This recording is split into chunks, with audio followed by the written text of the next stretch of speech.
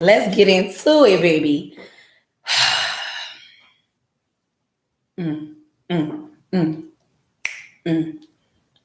So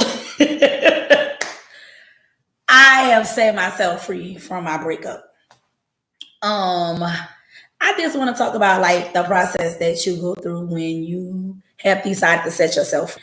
And not only are you setting yourself free from people, but you also setting yourself free from the things that hurt you. And it come a time where you have to do the hard work and remove yourself from an environment that's not conducive to your growth, that's not conducive to your health. And a lot of times, like we let love overpower the negative side of people. And to be honest, love could be so passionate and love could be dangerous at the same time too. You have to know when to say, I can't be here for everybody. I gotta focus on me. And that's who I am. I'm like, I'm not being selfish. I'm not being mean. I need me right now. I need me. And if people don't understand it, I don't give a fuck. Fuck who don't understand it. It's so many times that we wear ourselves thin and we are overflowing other cups and we realize that our cups is empty. I'm not looking for nobody to fill me up. I'm not looking for nobody to give me fulfillment in life. What I realize about people, and hear me out when I say this, never fall in love with a lover, never even be there for a friend who needs you. If you're gonna be my lover, if you're gonna be my friend, let's connect on a mutual understanding. It's not that I need you, it's not that you need me, it's more that you see something in me that makes you attached to me or makes you driven to be me being a good friend, me being a good lover. I realize this is with a man because again, I'm going through a breakup. Going through this breakup, I realized that this man needed me. Did he love me? No doubt he loved me, but he needed me. And that was the fucking most scariest thing it was. And let me just explain to you when I say scary. When a person needs you, they need you to make them feel good because they don't feel good within themselves. They need you to fulfill a hole that is so deep that they can't fulfill for themselves. They need you because it's something that they lacking. They need you to make them feel like they're a man. That's what I realized in my breakup. That's what I realized about my situation. I was with a man that needed me. And what I gave him, it made him feel whole. It made him feel good. And in the midst of making him feel good, I made myself feel less. And I stressed myself clean the fuck out trying to be everything he needed me to be. I'm everything that he needed me to be for him, but he's nothing like the man that I want him to be for me. I'm just being honest and I'm just being truthful. You gotta sometimes look at how things is broken down. It's not about making your ex feel bad. It's not about, oh, let me go on this campaign of saying he was this type of man. It's all about what type of woman you are. Because honestly, whether you want to admit to it or not, we sometimes attract broken people because either we are broken or we are moving away from mending our brokenness.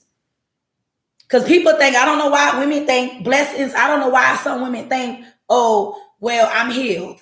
I'm saved. Oh, I didn't learn my lesson. Oh, I'm on my P's and Q's. That doesn't mean because you saved, because you learned your lesson, because you're on your P's and Q's. Thank you that you're not going to meet somebody who's broken, that you're not going to meet somebody that's needy. That is a conceived notion that is not true. You know what I'm saying? And it's so sad that some women spend so much time healing that they miss out on enjoying life. They spend so much time healing that when they do meet a man, they think this is the right man and that man is the wrong man. You have to know, okay, it's nothing wrong with you saying I'm going to take some time to heal. But while I'm healing, I'm still living. You don't have to stop living just because you heal. Thank you. And I feel like that's where a lot of us get it fucking messed up because I'm not going to lie. Next Friday, well, this Friday, I'm about to be back on a dating website. I don't give a fuck when somebody say thank you for the gift. Talk about me, whatever. I broke up on Sunday. On Friday, I'm back outside. But what is you saying? And this is the most craziest thing about me and my situation is that I knew it was over before it was fucking over. I knew that this shit was coming to an end. You can feel it in your heart. And the truth is that I checked out before I removed myself. So now that I'm really here living it, it's like kind of scary because I'm like, when are these emotions gonna kick in? When am I gonna start feeling bad? When I'm gonna start crying? When I tell you, and I could be real and I could spill my own tea. Every time me and this man split up, broke up, I couldn't sleep comfortable. I didn't know what to do. I was sad. Da da da. I slept so motherfucking good last night. I slept like a newborn baby. Here, I've been dancing. I've been moving around. And I'm not gonna lie, I do feel heaviness in my heart. My heart is heavy. And the reason why is because I know it's over. I know it's done. But the realistic part of it is that my house feels so peaceful. I feel like I can pick my apartment up and put it on my bed. That's how peaceful it is. You know what I'm saying?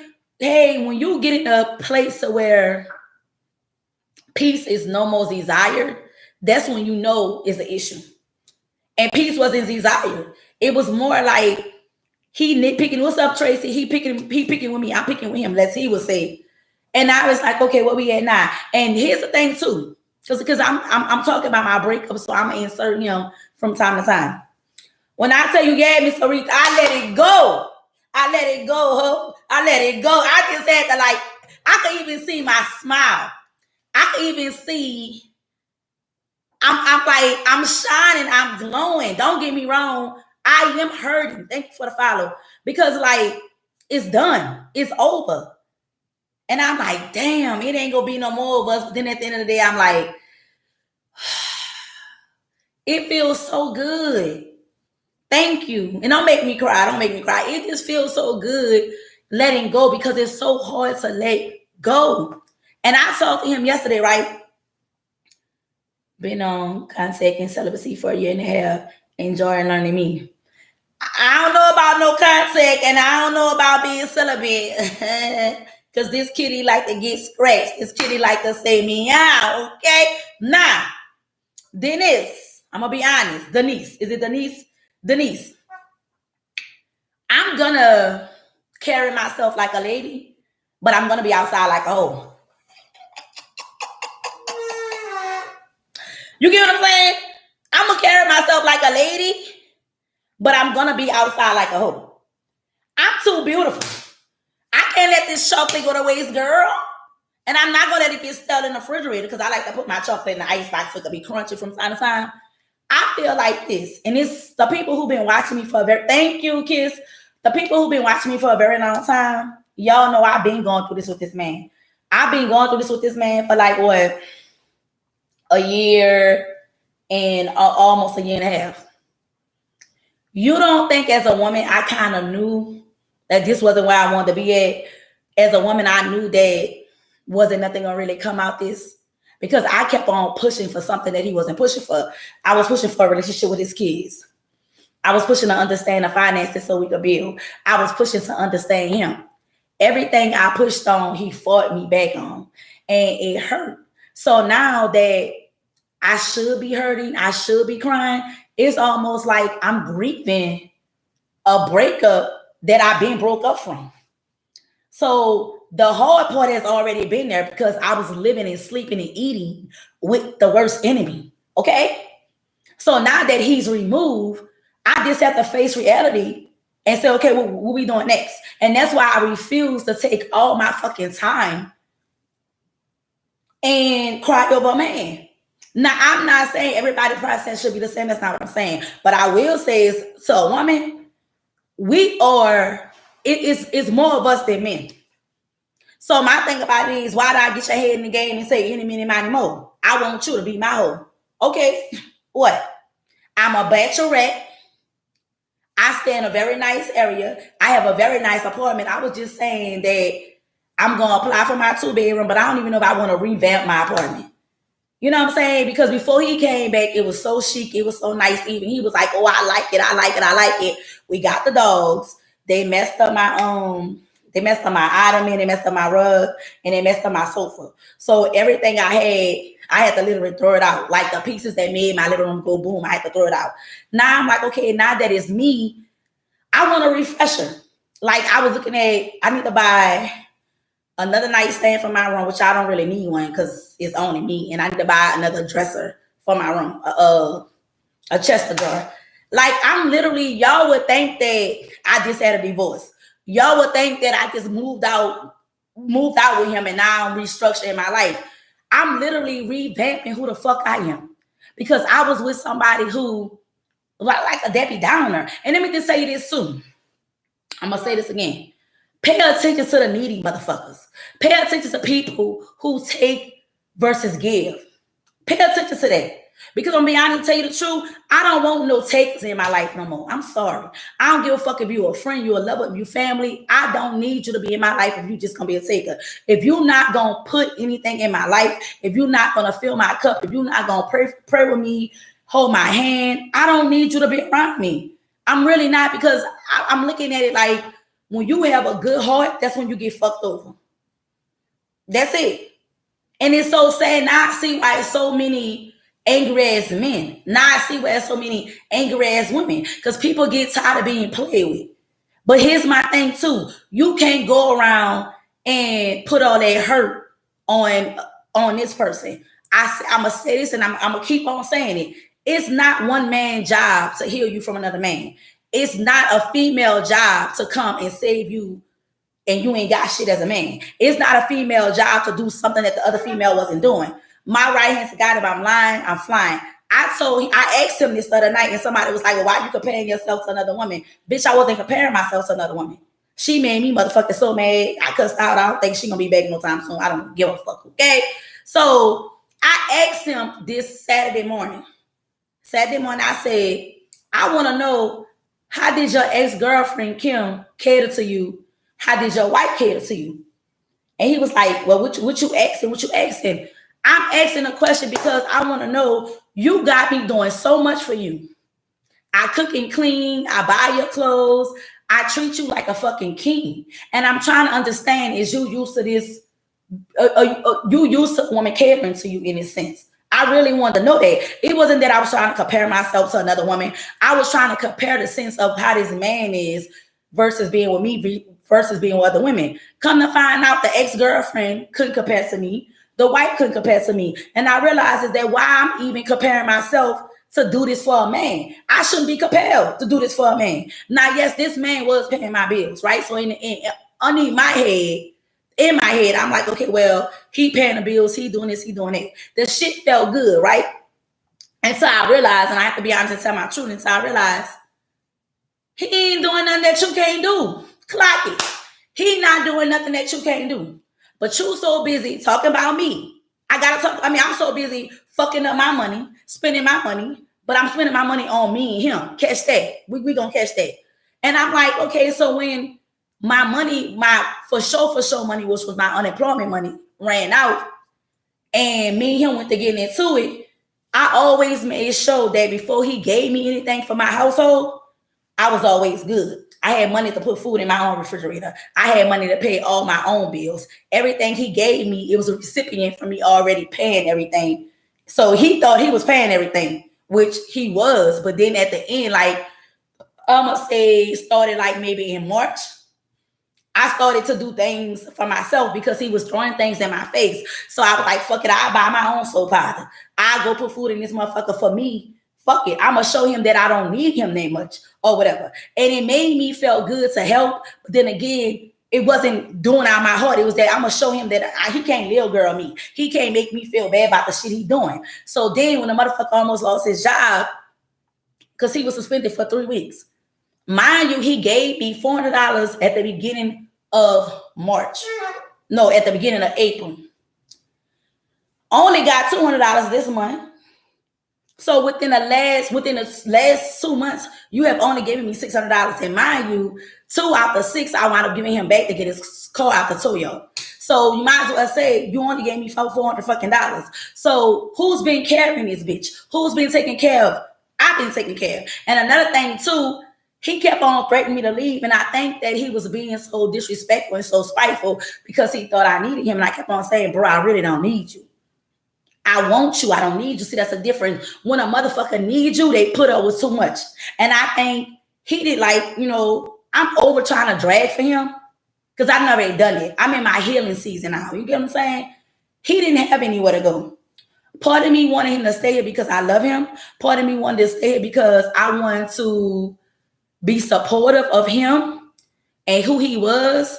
And other thing was too, like, thank you for the follow. Thank you for the follow. He's staying here, so he gonna pay me too. And that's in-house. And some days I let him motherfucking, some days I can't stand him. So I was like, cool. But I came to this conclusion. He wasn't giving me enough money to subdue me. He wasn't giving me enough money to make me comfortable. He wasn't giving me enough money so I was still not needing anything. And let me just tell you what hurted me the most, right? And I want this to be a valuable conversation for every woman that's listening to me at this moment. I done something that was selfless of me because I'm not a selfish person. When I didn't have, I gave him abundance, whatever the fuck the word is. I gave him when I should have put a cap, when I should have said no. Can't tell you no lie. This man has been there for me. No word of a lie. But every time you was here for me, I pushed the narrative. You wasn't just here for me out the kindness of your heart. Because a person gonna do the bare minimum. They gonna do what they need to do to keep you at bay. No word of a lie. So make a long story short, when he lost his job, I did everything he needed me to do. But one thing, right? I did everything he needed me to do. When it came time for my turn to need something, know the words that I heard that he always say, let me get me straight. Let me handle me. That took a dagger through my heart. And to really go in details, okay, my phone wound up breaking on me. Before my phone even broke, all you heard was they about to get ready to report my car. I need to start paying my child support. I need to get to my bills. I'm like, okay, get to your bills. I thought that I know he was under the impression because I was down for him. He wanted me to be on a back burner, let him pay all his motherfucking bills and catch me later. No, you're not that type of man. You always running off on a plug because I'm the motherfucking plug. When I asked this man to get me a cell phone, which I do have the latest iPhone. I have an iPhone 15, not the 16. I could see how he felt. You know, he was like, well, I don't have it. I'm like, okay, cool. He was like, I'm trying to get my bills in. I'm like, okay, cool. We had an altercation. He popped me in the head with his laptop that I bought for Christmas. Bitch, you're not going to pop me in my head with nothing, and you're not going to pop me in my head with nothing that I bought. Not only did I two-piece them, but I broke that motherfucking that laptop too. So he called me. I'm like, why you didn't answer the phone? I called him. I'm like, why you answer the phone? Oh, I stopped at Best Buy. I'm like, oh, he said, I found me a computer. He's so happy. He tried to break down a computer situation, not knowing I'm about to spaz out. I'm like, so you went and bought a computer? I said, I'm about to cry. This is what I'm telling him. I'm like, I'm about to cry. He was like, what the fuck wrong with you? I'm like, because I asked you to buy me a replacement phone because my phone is broken. And you told me you went and bought a laptop. I been needing one and you broke my laptop and you told me to start doing things for myself. And now that I bought myself something, you mad. Nowhere of a lie. It may come up to y'all as me being selfish. It may come up to y'all I was mad and I was fucking mad. Let me explain to you. I was getting ready to throw my son a party. I knew that I was on the end of my unemployment. I had a motherfucking plan. You came in on my plan. I was taking care of you with that unemployment money from April to fucking May. Okay? 2 whole months. I took care of you with that unemployment money. You ain't worried about, he always say save. But this is what pissing me off too. As much as you wanted me to save when it got time for me to spend my money on you, you never heard no saving. Long as I was spending money on him, you ain't hear no saving. Get what I'm saying? Am I wrong for feeling what I'm feeling? I'm gonna wait. Am I wrong? I'm gonna go get me a straw. Hope when I come back, y'all let me know. I want to know if I'm wrong for feeling like the way I'm feeling. I just want to know. You know what I'm saying? If I'm wrong, then I can respect me being wrong. I got 45 people on this, and ain't nobody got a time to say, y'all listen to my story, but y'all ain't gonna answer the question. So anyway, I guess y'all ain't gonna motherfucking talk today. So I was mad about the phone. I mean, I was mad about the laptop or whatever. You ain't wrong. Thank you, my bookie. Thank you. I don't want y'all to side with me. I just want to know, no, ma'am. You are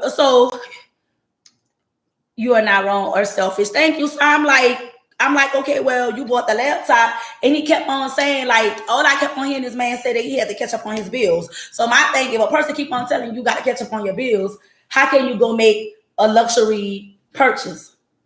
That's not a need. That's a want. Let's just let that be known. You didn't need to go get a fucking laptop. You decided to go get a laptop because honestly, I got a laptop. I'm right here on. I'm on YouTube Live.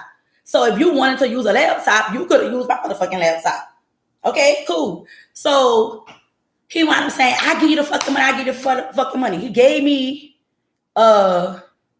needs come first, not wants. So he went and got. He gave me the $125 for the laptop.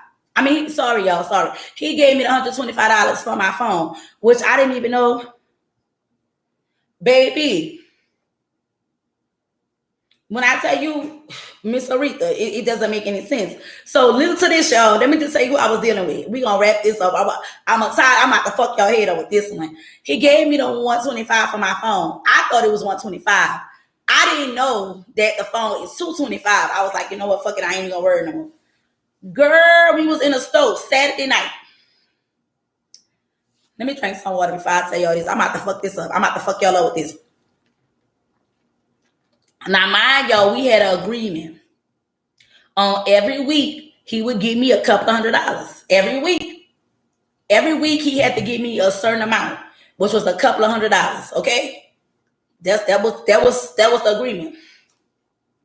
While we in a fucking grocery store, I'm spending my money, right? Because he don't have nothing. Okay, cool. You didn't spend your money. When I tell you this man say, you know, I gotta give you some money this week, which Wednesday would have been a day he would have gave me money. Every Wednesday I get money from him.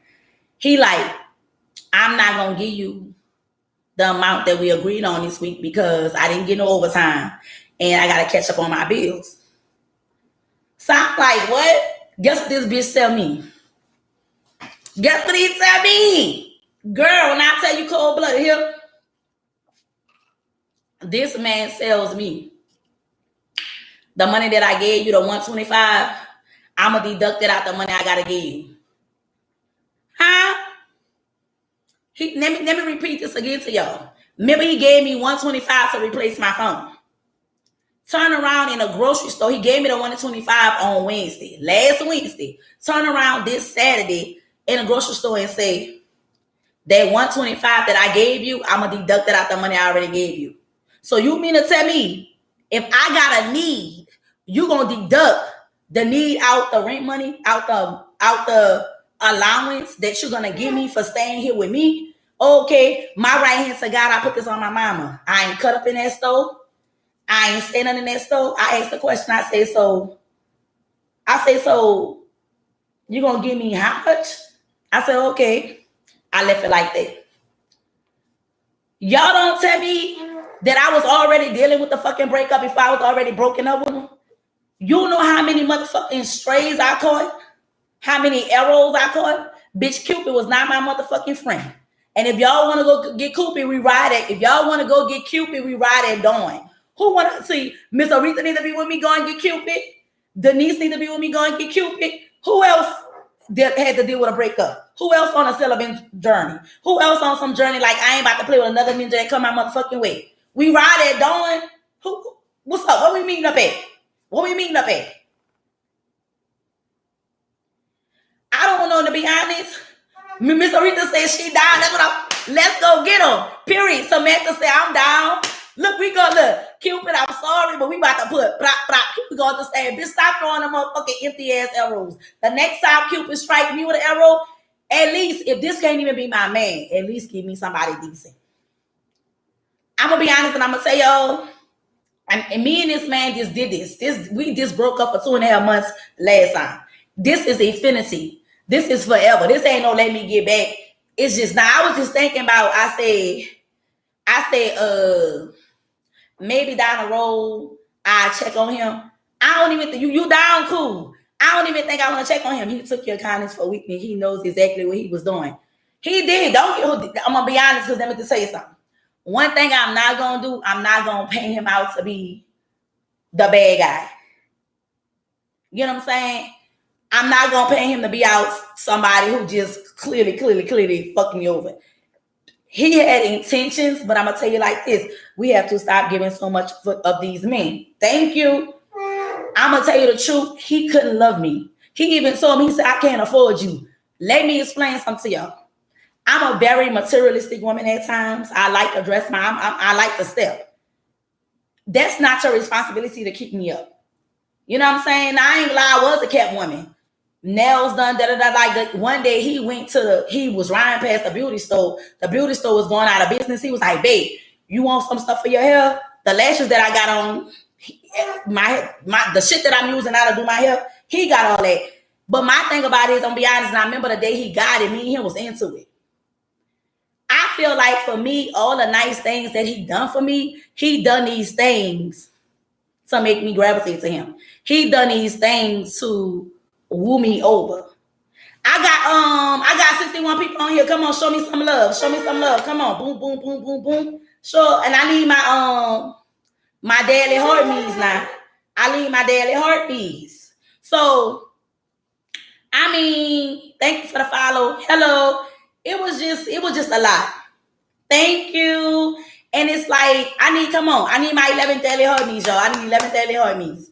It's just now that I'm setting myself free, I'm reflecting on myself. I really feel like a lot of times when we go through certain situations, what's up, queen? What's up, auntie? When we go, thank you, my love. We go through situations, I feel like as if we blame our partner.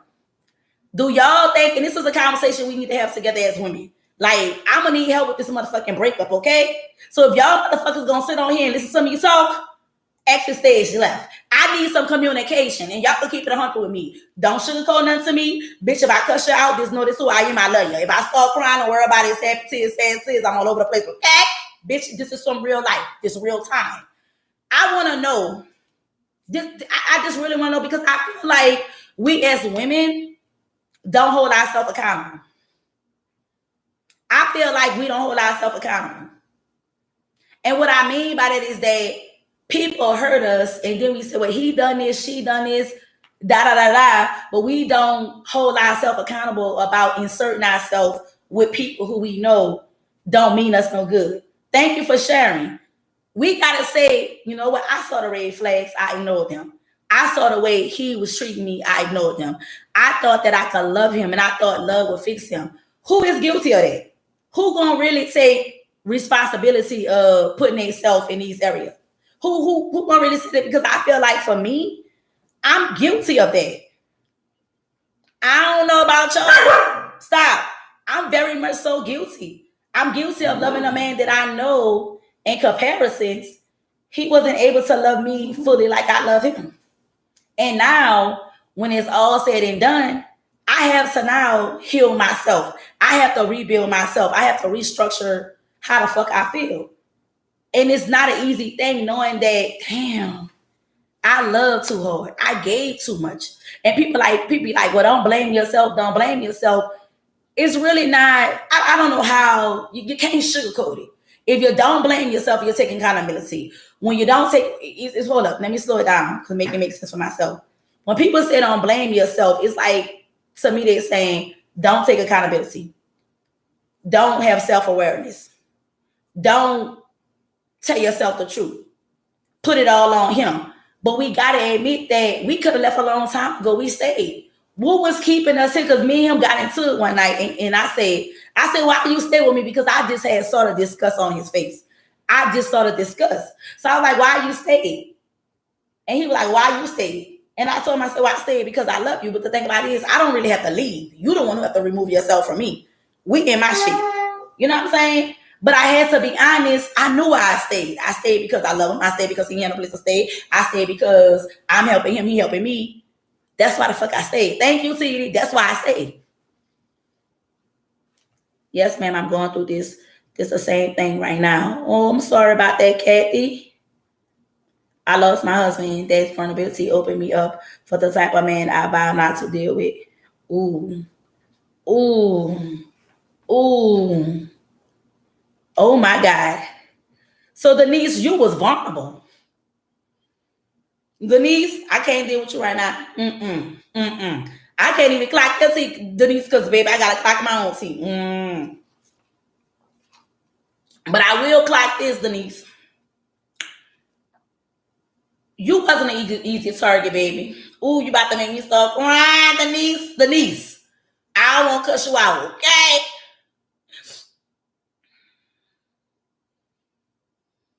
Fuck you, Denise.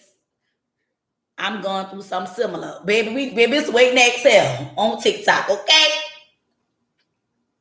Denise, let me just tell you something. You was grieving. When you grieving, you at your weakest.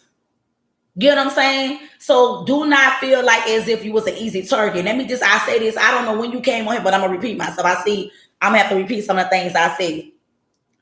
Sometimes a man who's needy, they're going to come to a woman who got some shit going on. Then you have certain men who see certain women, or you're an easy target, or you easy. Just because a man feel you easy, that don't mean like easy. Just because you in your grievance season, just because you feel like you healed, just because you've been doing celibacy, just because you say you're not gonna deal with this type of man, that doesn't mean these type of men that's needy, that's gigolos, that only want a place to stay. Get what I'm saying? That only want to hunch on you is not gonna come to you. We just have to discernment. Here's the thing about it is you are a widow.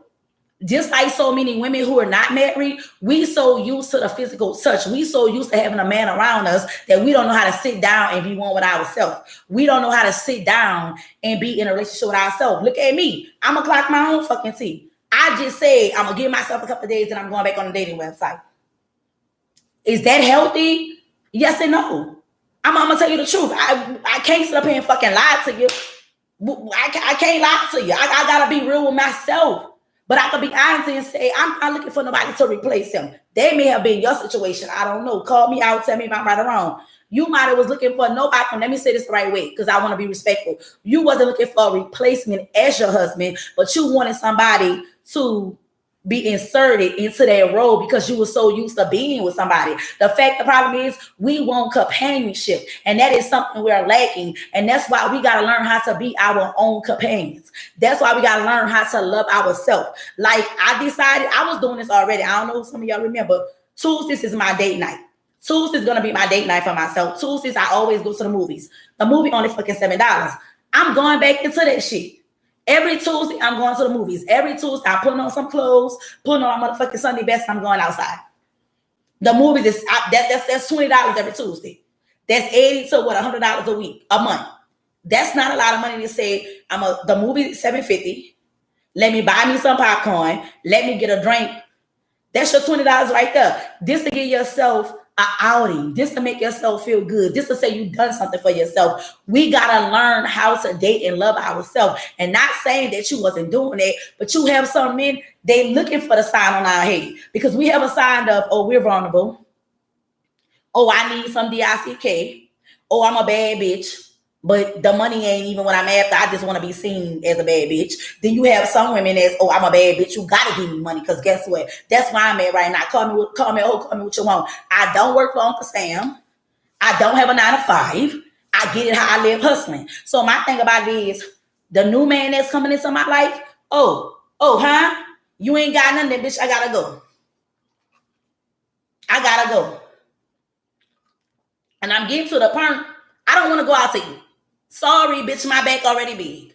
Let's go rock climbing. Let's go to the fucking zoo. Let's go do something different. I don't mind going out to eat a couple of times, but after that, what else we doing? You want to go pick a concert? Like, you got to level yourself up. And that's what I learned about me. I'm 41. I'm not motherfucking 14 or 24, 34. I'm a whole grown woman out this bitch. I'm about to be 50 in another motherfucking 8 years. You think I'm about to be motherfucking 50 out here playing games with motherfuckers? And if I gotta be 50 by myself, Miss Aretha, baby, I would be a 50 and be a hoe. And Miss Aretha look motherfucking good. Now, I'm not saying T be a hoe. But T, I am saying be that. Because T look motherfucking good. Shit. I'm just saying, I already told myself when I get a certain age and I don't have a significant other, I'm outside. No, I'm not outside. Hey, come be with me. But the world has so much to explore. The world has so much to give. And we sitting up here trying to heal from a motherfucker who ain't paying us no, never mind. That's one thing I have learned is that people gonna be people. While you sitting around moping, sad, trying to figure out shit, motherfucker done already moved on. If they ain't moved on to the next one, they didn't moved on eternally. The inside. They already somewhere else. That's why I'm at. And I have never been like this before. Never been like this before. That's how I know my heart is done with this situation. Because when you leave something so comfortable with, like when he left a couple of weeks ago in April, when he left, I couldn't sleep because I was so used to having his presence, his warmth. I was so used to thank you to the snoring in my ear. Baby, when I tell you I slept so good, I went to bed last night purposely at 11 something, and I woke up at 7:30 this morning. So they did what I said was knocked out. Me and that baby made love last night, baby. My body's here with you, but my mind is on a peaceful side of town. Thank you. That's where I was. And some of y'all ain't know. I'm gonna bring this up and I'm gonna leave it where it is. She know not to come back on here and fuck with me. She know not to fuck with me because I hurt her feelings yesterday. His ex-girlfriend was on the live with me yesterday. She was in the comments chat. Oh, she called herself trying to clown me, and I read that hoe a new baby. When I tell you I rolled that hoe like she was a wild stallion, I rolled that hoe. I bet you any money she ain't gonna be peeking in out this bitch no more. Cause I be embarrassed from yesterday. And I called and told my mama say, fuck that hoe. Fuck him and let him be. Say no more. Say no more. Cause it ain't my worries. And here's the thing that I realized about him and that lady. And if this lady, I was trying to hold a conversation with her, but she was like, oh, it's sad what she done you. She kept on, trying to, I guess, she feel bad. Boots was on the ground yesterday. What you said, she's not going to say anything. If she do, she ain't got to say on nothing. She ain't got, but Treat, I talked to him yesterday. Thank you. Hey, Doris, I talked to him yesterday. Oh, because I was supposed to come and tell you everything that was said, baby, whatever. This man, we had a conversation yesterday.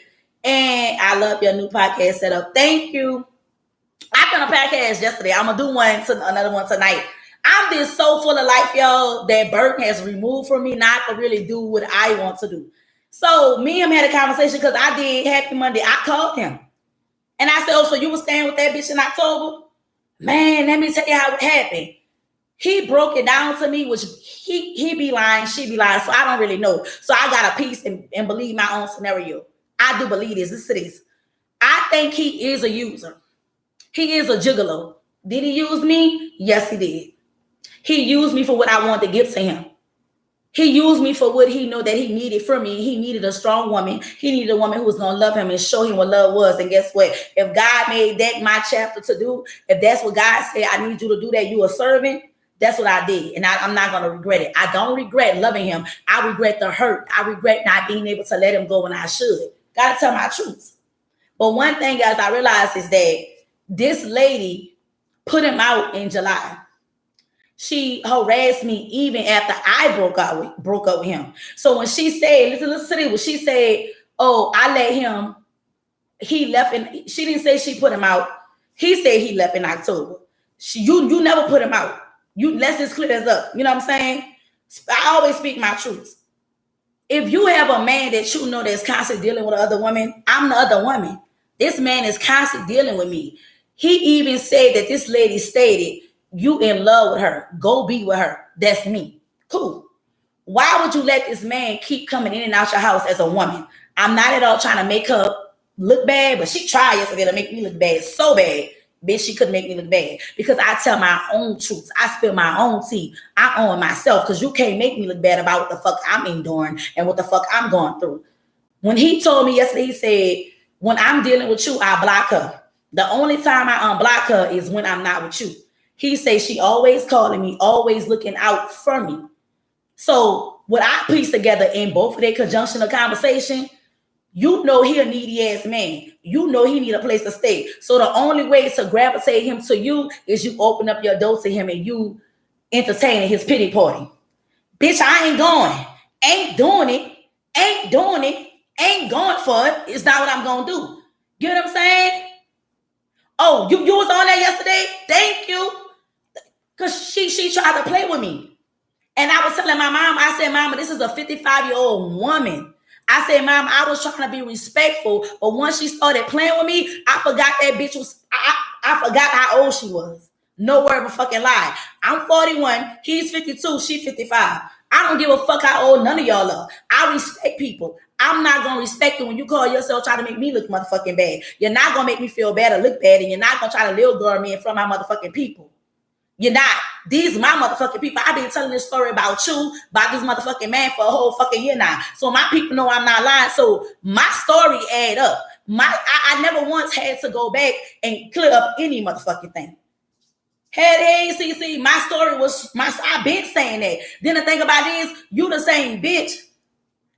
You know what I'm saying? Thank you. What you said, respect who respect you. You the same woman when you had then blast this man on social media. I took up for you, even though I don't think it's right. Now I may sit on live and talk my shit about him, but if I'm gonna make a video that could go viral about this man, I'm not. I may do a story time about my relationship, and if y'all don't, if like somebody was telling me the other day, let me see a picture of him. I said no, I'm gonna delete them pictures out my phone too, because I'm at the point like I don't want to hold on to no memories. You know what I'm saying? Like it is what it is. What happened. But she was thirsty and she was weak. She wants so bad to make him look bad, because she can't have him how she want him. Hey, he like his little thing. Well, it ain't lit. He got an anaconda. Go suck on that motherfucker. He like home cooked meals. He like when bitches buy him clothes.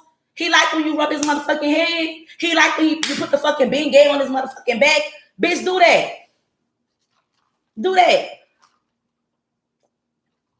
He like watching movies. Do that. He like comedy. Entertain him. Get to know him. You too busy wanting the flesh. You don't even want the man. So you committing one of the greatest fucking sins. I'm just being honest. Bitch, you lustful. This is a prime example of when I say, please get out there and fucking date. So when a man do come your fucking way, you won't be so desperate to. You won't be so, oh, I need. That's why for me, I can sit in my motherfucking house and be comfortable. That's another reason why I have your dwelling together. Have your dwelling together. Meaning, if you want to sit there and have a candlelight dinner, you can have it by yourself. If you want to have a movie night by yourself, you can have one. Whatever in your refrigerator, you can have one. You have, like the other day, I got drunk on here. They was like, oh, go fix another glass. When I say I put him out at 1:30, at 2 o'clock in the morning, I came on the live was popping. When I said we had from 2 in the morning to like 6 a.m., it was like 100 and some people on here. They were still drinking with me. We was talking our shit. It was a sisterhood, and we was doing our thing. Everything I have in my house, I want. I was just saying I might go catch the bus and get me some shrimps. I got a little change to get my shrimp. If I want to eat something, I'm going to go get it because I'm comfortable in my space. And the thing about it is, this is my space. My space. So you think I'm going to let somebody come and stay with me and interrupt my fucking peace? And then like I have to tell my mama and I have to tell her too. And it ain't no dig to him. But it is because I'm going to be a real fuck that man. You think I'm about to argue with you, bitch, on a fucking man with a man that ain't got none? He got a fucking job. He got a fucking vehicle. He riding around with his motherfucking TV in a motherfucking crate. When he left it, he took the motherfucking toothpaste because he felt like he needed to take it. He called me back because he had no motherfucking money in his pocket because he had to get his t-shirt, socks, and drawers. That was the only thing he left here. And guess what? I didn't hold it. I gave him his shit because I'm a big girl. Because I'm God's child. Because I know I'm not gonna let whatever we got going on hinder me and my blessings. He want his shit. Come and get your things. It's his. I'm not going to be that type of woman. So you want me to argue, bitch? I'm not going to argue with you. If you don't find something else to fucking do or find somebody else to do, make it make sense. So with this being said, to my understanding, and she like so many other women, and guess what? If you're the type of woman who take care of your man, you pay what you weigh, big up to you. But I really dislike women who make it bad for women like me, for women like us. It's so many women. Was he Spanish? No, he wasn't. He was black. Here's my thing. And let me say this. It's so many women who allow men to get in the bare minimum. Stop letting a man give you the bare minimum. I had a man who could only afford to give me bare minimum. And when that man was giving me whatever he had, he made me feel like a motherfucking pretty princess. Because guess what? If he had $1, I had 75 cents. If he had $100, I had every bit of 90, probably 95. I ain't gonna lie. That man loved him some me, and it wasn't nothing that he was willing to do for me. We was getting on a bus and going on dates. And I used to be embarrassed. And I remember one day I used to talk to this bus driver, right? And that's the type of man that I want. No word of a lie. we was on a bus, and I used to talk to this lady bus driver, and one day I was embarrassed. And then one day I said, oh girl, that's my boyfriend who went to the back of the bus. Because no word of a lie, one bus would take us from our house to the movie theater. So our house to like downtown area. Well, it was the Central West End in St. Louis. And the Central West End had different eateries. So it would take us literally there. And I realized is that when you love a motherfucker, you can't be ashamed of how y'all love going. Am I gonna get on the bus with a motherfucker this time of day and age? No, but where I stay at is the DMV. So you could get on a motherfucking metro and on a train, and we'll take you where you gotta go. So it's kind of like if you see me on a train with a man now, it's different because it's a different environment. No word of a lie. So no, you know what I'm saying? We gotta stop looking at all I want is money. All I want is money. A man could give you money and not give you his heart. Let's break it down. Just because a man is giving you his money, that don't mean you got his heart. I want everything that come with him because he's going to get everything with me and then some. This man couldn't give me that. You know why he couldn't give me that? Because like he said the other day, he said, that's what he said too. I had spent a couple of days at my son's house because my grandbaby was in town. He said, I was thinking about leaving in. Why didn't you leave? You know that would have hurted me. You know that would have broke you. What you saying? Paid everything except the love that you needed. That's how I feel. And he said this when we talked yesterday, y'all. He said, all you wanted me to do was show up, and that's all I tried to do was show up. But why I had to force to you to show up for me? Everything this man did for me, y'all, it was a push. A push. And I feel that my horse, when he did do things for me, he did it because he wanted me to stay with him. He did it because he wanted to have some type of hold on me. And he did have some type of hold on me because I told him yesterday, and I had to restructure my words when I told him to this. I said, you could be a good man. I said, you know what? I said, no, that ain't what I really mean. You need to work on being a good man. I said, because I used to think that you had potential. I said, but no, you got to work on being potential. You got to work on being a good man. You got to work on being the man that you keep on saying that you want to be. Because you talk this good shit. Oh, let's go to therapy. Oh, let's do that. Before we could go to therapy, you started breaking me down. And I'm going to be honest, I'm not a weak woman. So it takes a lot for a motherfucker to mentally get into me. It takes a lot because I done been through hell and back already. So some of the things he was saying to me was detrimental. Like, what? And it hurt it not because he was telling the truth, not because he triggered me. It was because it was coming from him. Have y'all ever had people that y'all love? And I'm not talking about an intimate partner. I'm talking about a partner. I'm not talking about just a partner. What's the topic, girl? Break up, healing, his ass, this talking. Have y'all ever been dealing with like a partner, family, a friend, and they tell you something that's hurtful? It's not the fact what they said is hurtful, it's that they said it. This man was telling me things that I would have never thought that he would tell me. And the thing about it is, I started telling him shit, like he'll tell me shit, but I started telling this man shit that I know he probably should have knocked my head off of. And one day he said something, he was like, oh, wow. Yeah, bitch. Yeah. So you mean to tell me you want me to have leniency towards you? You mean to tell me you want me to filter out my mouth? They mean they be feeling that way. I know mine was feeling this way about me. Let me tell you why. It became obvious. Because like he said, I'm not gonna lie, the sight of him would aggravate my spirit. Him talking to me would aggravate my spirit. It got to be for a whole 2 months. I didn't want this man touching me. And he said the intimacy changed. I remember one day I just wanted to feel something down there. I literally had tucked my hands behind my back because I didn't want to have that emotional exchange with him. I didn't want to touch him. I didn't even make any noise. All I wanted to feel a penetration. I can't even lie to you. No, bitch, I'm not sick in the head. I'm real. I like to fuck. I'm 41. My libido is high, and my libido been high. And now that I'm older, it's even higher. I've been like to be a fucking rabbit. You know what I'm saying? Some people say things that other people say to them. This man was saying, A lot of crazy things. He have always said things to play in my head. He have always said things to try to hurt me. Always tried to compare me to the woman before me. You know what I'm saying? Always. Always. And let me just tell you something. I stopped, to be honest, I'm going to tell you the truth. The romance in a relationship stopped for me. I have to be real. Thank you. The romance stopped for me.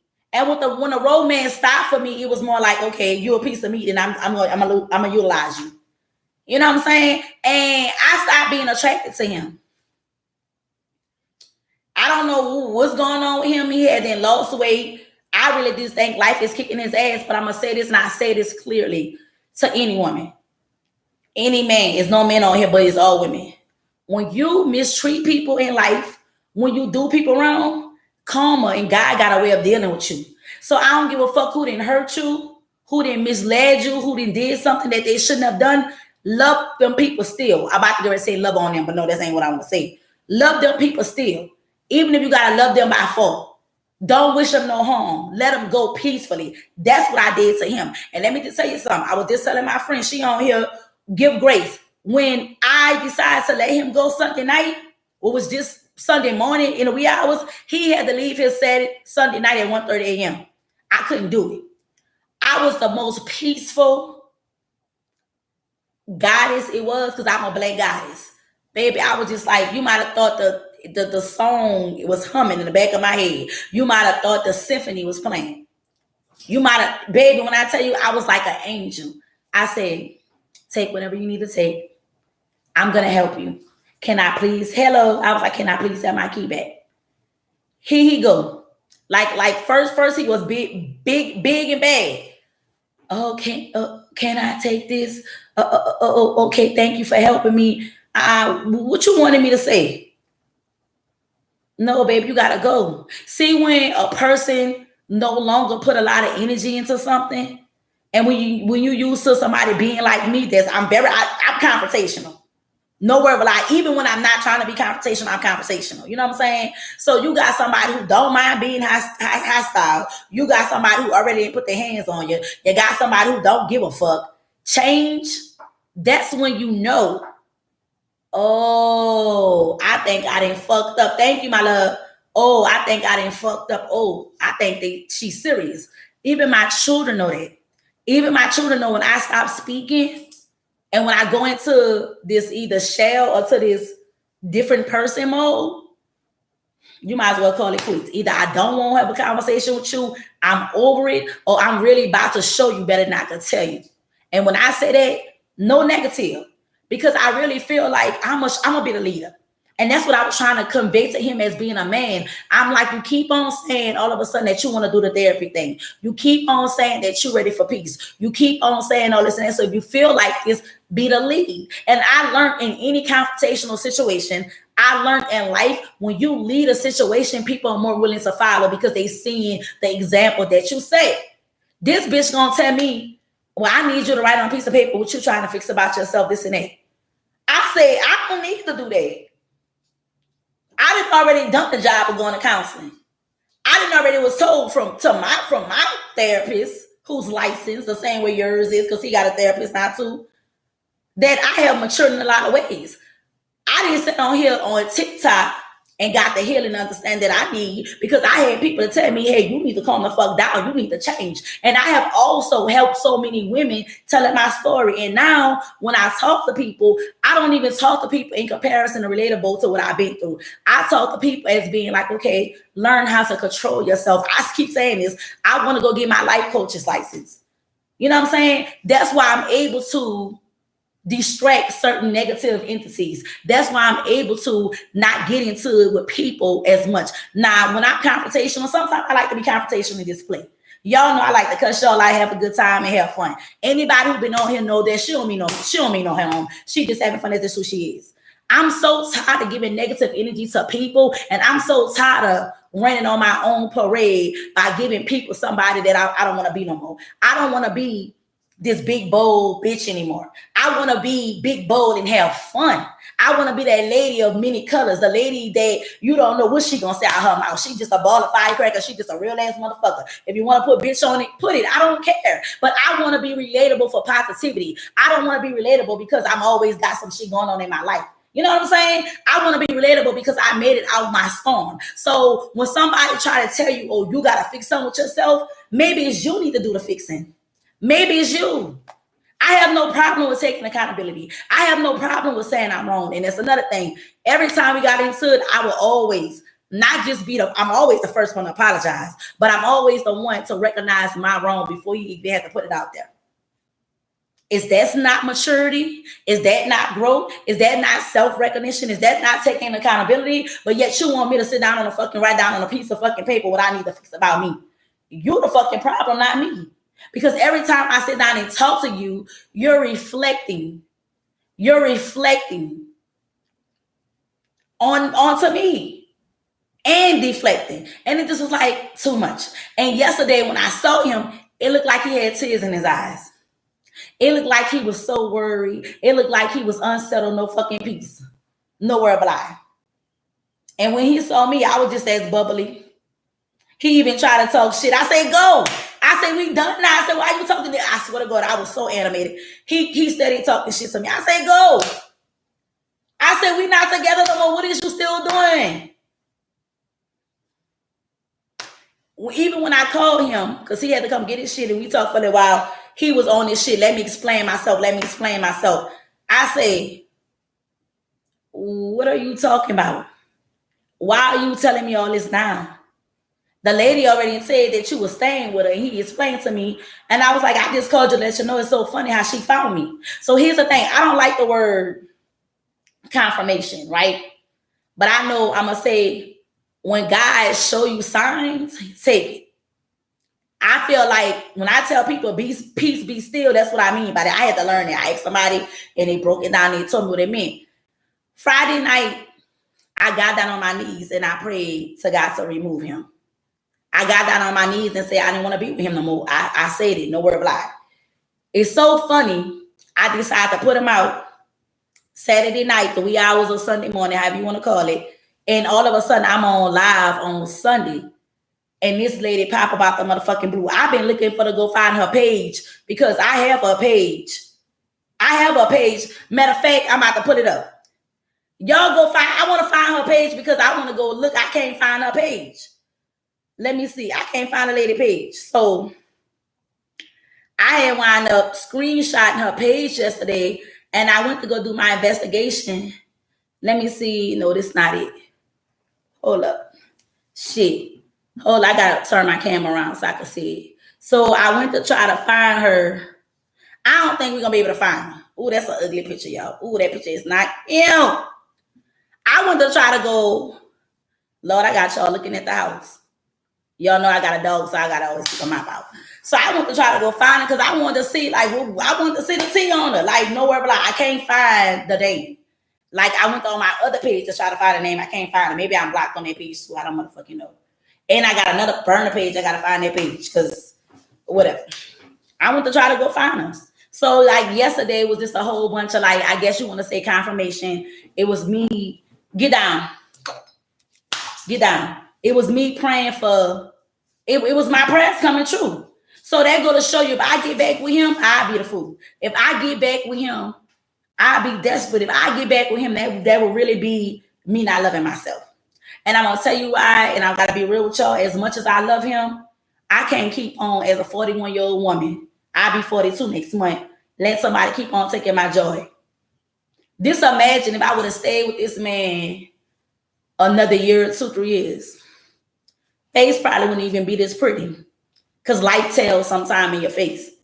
I don't want to waste my years that I have left on no stupidity and on no bullshit. I'm so sorry. You know, and I feel like as a woman, it's time for me to be real with myself. No matter how, like, I feel like now I have to restructure my life. I feel like now, this is my truth. I'm going to miss my company, but I'm not going to miss the man. And that's okay. And that's why I feel like I had to do myself a disservice. I had to do myself the service of letting go, because I used to say something, a man gonna teach you how to love a man. And a man who teach you how to love a man gonna teach you how to love yourself. If a woman don't love themselves, they can't love no man.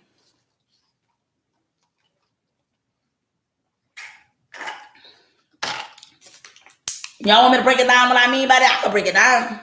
Let me break it down what I mean by that, motherfucker. Let me break it down.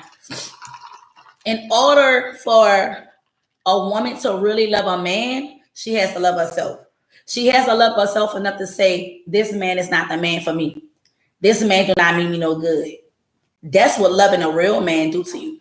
You see, because a real man is not going to question you.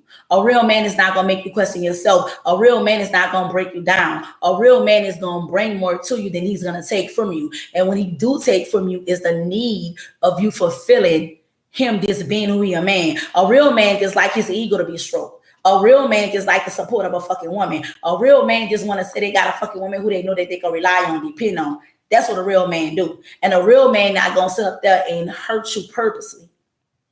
You know what I'm saying? I wouldn't mind if this man, like, he wanted us to go get a girlfriend so bad. He wanted us to have a couple. He wanted us to be with a couple. And I told him, I say, well, if I be with another man, 9 times out of 10, I'm going to entertain him more than I'm going to entertain you. Because you not who I really want. Like, I be looking at older men his age, and they just so well kept. They not limping. They look like they got a little money. Look like their life is settled. Look like, you know, look like they got it together. This one, no. Looks could be deceiving. Looks could be deceiving. So he taught me really what loving me was. Loving me was, I ain't taking no bullshit. And I'm like that all the way around now. Even with me and my mother relationship, we're finally at the place that my mother knows, let me not say certain things because it's going to hurt her. It's going to afflict her. It's going to trigger her. And I had to tell my mother so respectfully, and I'm learning, yo. I'm learning. When you change your tone of verse, it helps.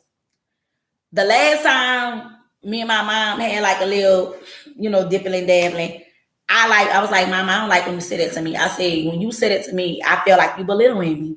I told my mama just like that. I wasn't disrespectful. My tone wasn't hostile. I wasn't trying to force my mother. I just said, and so she was every bit of negative once I told her that. I said, bye, Mama, I gotta go. She came back around. She almost slipped and said something. She said, you know what? I'm wrong. I'm not gonna say that. Thank you. Thank you. That's it. Thank you. So I'm learning, if I change me, the people who love me the most gonna gravitate to it. Boom, boom, boom, boom, boom. Catch it, catch it, catch that tea. When you start changing, the people who really love you truly and support you, they're going to respect your change. You got some people who, I'm not going to say people don't love you, but you got some people who don't have that conditional love for you. You got that some people not going to accept the new you because they so used to the old you. Now, people are comfortable. Oh, Lord, have mercy. This is what I'm about to get ready to tell y'all, because I'm in that season now that I'm learning. I'm in a season to where I'm steady revolving, right? I realize it's some people in my life that don't like the new me. They can't handle the new me. The new me is their competition. The new me is somebody they got to rise up on my level now. That's the problem. Some people like you being stupid. Some people like you being ignorant. Some people like you being below them. Because see, long as you below them, they make them feel like they're above you. Clock it. Then I got another situation like me and my sister. I know that I was young, wild, my mouth was off the chain. Never once stole from my sister, never once hit my sister, never once did anything shady to my sister, but my mouth was fucked up. I don't get mad at my sister because she see the new change, but at the same time, it's kind of like, let's play it safe. She don't deal with me, but when she need me, I sometimes just text her, say hi, and I keep it moving like that. You gotta respect people where they at with you. You gotta remember what you did and where you at with people. Hey, my baby, a lot of people don't respect. A lot of people like, well, forgive me. I can forgive you, but I can't forget. I can forgive you. I won't forget, but I may not now deal with you in them dwellings. That's how you know certain people. Some people I love, I didn't forgive, but I don't want to be your friend. I don't want to be your lover. Sometimes I don't want to even deal with my mama. Sometimes I don't even want to deal with my children. It depends on the temperament of the understanding. I just called my son, right? I called my son at 10 o'clock. Mama, you call me so early. Why you calling me? Why you calling me? Boy, it's 10 o'clock. My mama called me at 6 o'clock in the morning. Daily. I'm motherfucking still asleep. Sometimes my kitty still be soaking wet from a couple of hours ago when I was with that man. I'm like, girl, look, I've been fucking all night and you want me to hold a conversation with you? But that's my mama. What I do, I roll over. My son, 25. I roll over and I be like, yeah, man. Girl, what you doing? I've been up all night, but I'm laying down, I'm about to get up. Girl, get up. You got the whole day ahead of you. I'm like, hey, my, I want to be like, bitch, I'm asleep. Yours 28. Girl, my oldest 26, my oldest daughter. I be want to be like, bitch, I'm asleep, leave me alone. I've been fucking all night. But I get up. Oh, I got a 26, 28, and 20-year-old. I get up and talk to my mama. But I said it to say my baby was so aggravated with me. Only thing I want to tell him, you want to take me to New York for my birthday? Like, I want you to go to New York with me for my birthday. That's all I want to ask him. Thank you, my love. Thank you. That's it. You know what I'm saying? And he was like so aggravated with me, y'all. He said, Mama, everything okay? I'm like, yeah, because he know I'm dealing with the breakup. I said, go ahead, baby, go to sleep. Oh, sorry to hear that. I'm so sorry to hear that, CC. Has it been a while? Or, is it recent? So I'm just learning how to communicate with people. People don't even understand respecting people goes a long way. And this man stopped having respect for me and I stopped having respect for him.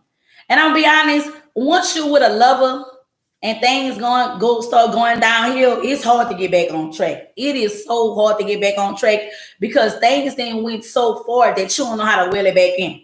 What's up, Z? You don't know how to wheel it back in. So due to the fact it got out of control, the disrespectfulness, and it's like, so yeah, like he wanted to fight me all the time. Like, yeah. And everybody know I ain't going. Hey, sis, I ain't going for it. And like, I gotta admit, I'm the one who started with the shit, but I'm not about to play with you. So when I realized like how that shit was playing, I'm like, nah, somebody gonna get hurt. And he said it too. He said the only reason why he confessed so much to me yesterday, I don't care, motherfucker, it's over. But I listened. I gave him that gratitude to listen. He said, I love listening. I hear me in your story. Oh, thank you so much. He said, I couldn't let you keep on putting your hands on me. And it's like I just thought that you just took advantage of it. He said, because if this was me 20 years ago, it wouldn't have happened. What? Any man I ever been with, I straight tagged that ass. So what is you talking about? If we was in a real relationship, you already know that I'm gonna come for you. And I don't date. Let me just clear this up. I don't date little bitty men. I don't like. And he was 5'7". Like his body was this portion almost. It's almost like he had it was like I don't know. Cause like his torso was little bitty, but the legs, it doesn't make any sense, whatever. I can't say what I really want to say because TikTok sensitive, it is what the fuck it is. I'm always like that, like I'm just thinking like this, you play with me, boom. And I know that's wrong because a woman shouldn't put her hands on a man. It's not cool. And I always will say that because for some reason, every time a woman go to touch a man, it'd be like, well, what you done to her?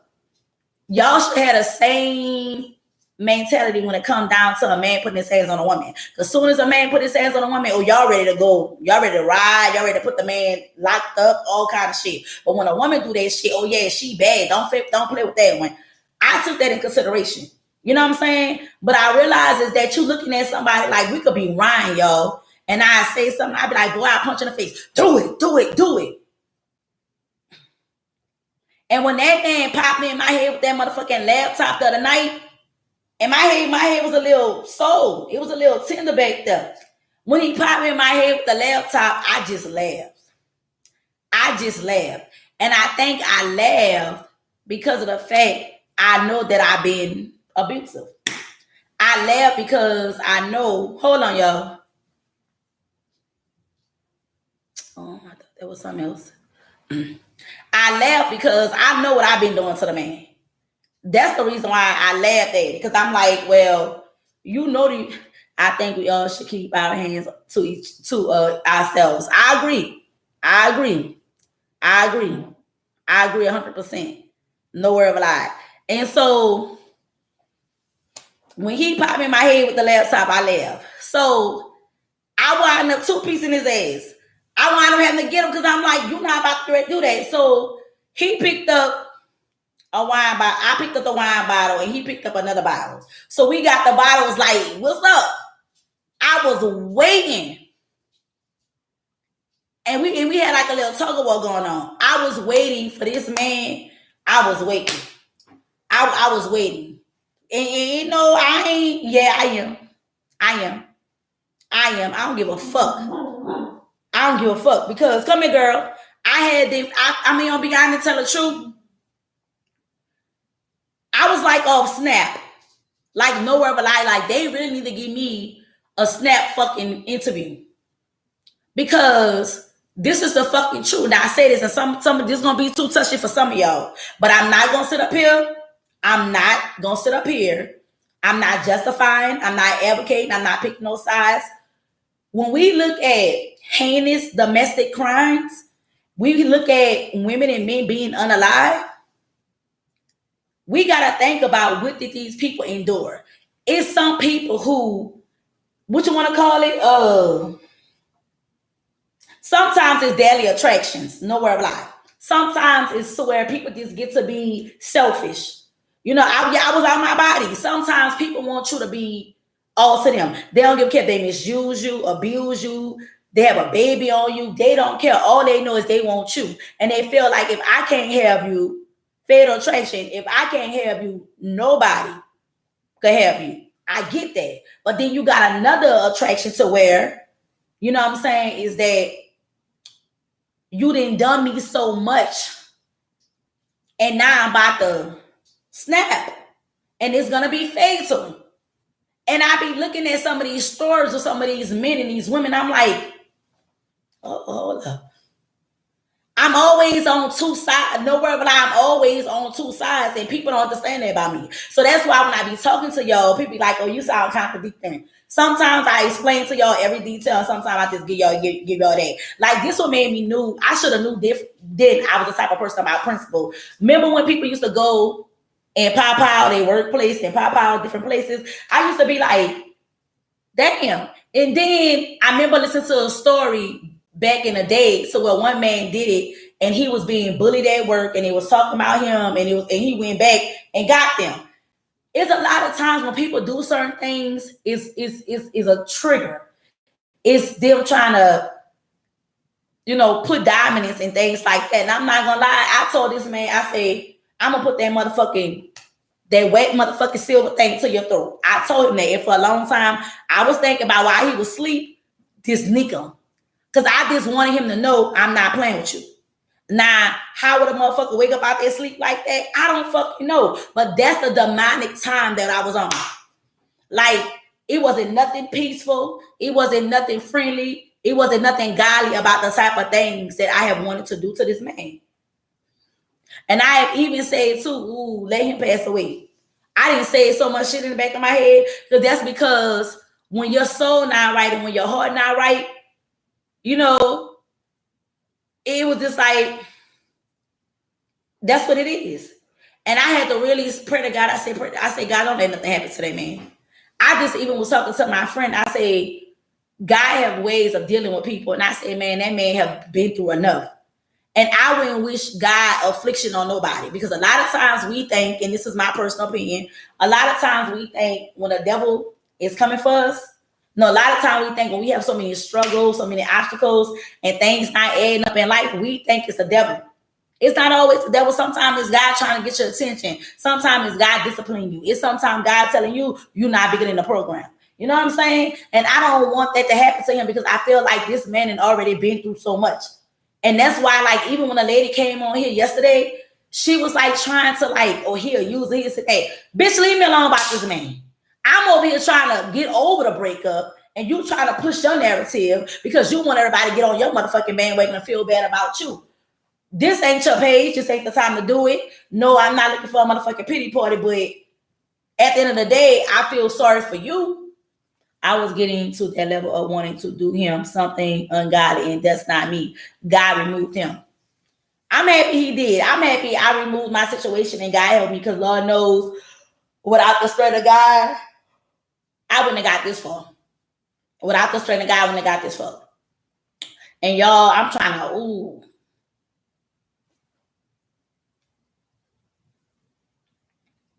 I haven't cried not once since me and that brand broke up. But I want to say, thank you, God. Thank you, God. Let me just say I'm just saying it because I think, like, I don't really know how my emotions is, right? But I want to say thank God so much because I didn't let this man break me. I didn't stay in this situation. I didn't lose nothing, you know? And it was time to let it go. It was time to free myself. And the funny thing about it is that I still got some things to figure out. I'm at peace. Because the very things that you think that you need, it be the things that leave you staggered. It be the things that leave you unemotionally available. And it be the things that make you can't sleep at night. And now that he has been gone, I haven't lost a minute, a day of sleep. I haven't wondered how I'm gonna pay my bills. I haven't been crying. I did call my friend because I haven't talked to her. I called and told her what was going on. That was it. That was it. And I feel this is tears of releasing. It's tears of release. I say that already. It's tears of hurt. It's tears of joy. It's tears of me being true to myself. And it's so hard because we live in a day and age to where everybody feel like they by themselves. Everybody wants some type of companionship. Everybody wants love. Everybody wants something. And it's so hard because you meeting so many people who not right within. You know what I'm saying? And it's almost like you got a good heart. You didn't did the healing. You didn't did what you had to do for you. And now you have other people around you that's fucking up what you have going on. Because I'm not going to lie, and I'm going to tell y'all my truth. When I was starting to heal from him, he came back. So the same person I was trying to heal from, here you were in front of me. How can I possibly heal when we right here? Thank you, my love. Thank you. But we crying good tears. How can I heal when you right here with me? And not only are you right here with me, you right here, you steady afflicting me. You steady afflicting me. You know? And it just feel like, damn, I'm really doing it. And when I look back, and this is so hurtful, I haven't wanted him here. I haven't had a thought about welcoming him back into my throne. I haven't had a thought, an intimate thought. Oh, I love him thought. Oh, I'm going to miss him thought. I ain't never think that I get here with him. You know what I'm saying? I ain't never think that this man, thank you so much. I ain't never think that this man would turn my love so cold. I ain't never think that this man will make me stop loving him. I never thought that, you know? And even though as much as he didn't see me through, he dragged me through the mud, I still advocate for him. I'm thank you for the hug. I'm still saying on him, on here, he wasn't 100% bad person. You know, what type of woman would I be if I go around and try to make him look bad? What type of woman would I be? Now, see, that's the other bitch thing. That's the other lady. She want everybody to get on this bandwagon. Oh, he's such a bad person. Let me just say this too. They got a lot of bad people out here. But everybody got a little bad. Everybody got a bad in them, got a little good in them. And unfortunately, like he said, I'm trying to get my life together.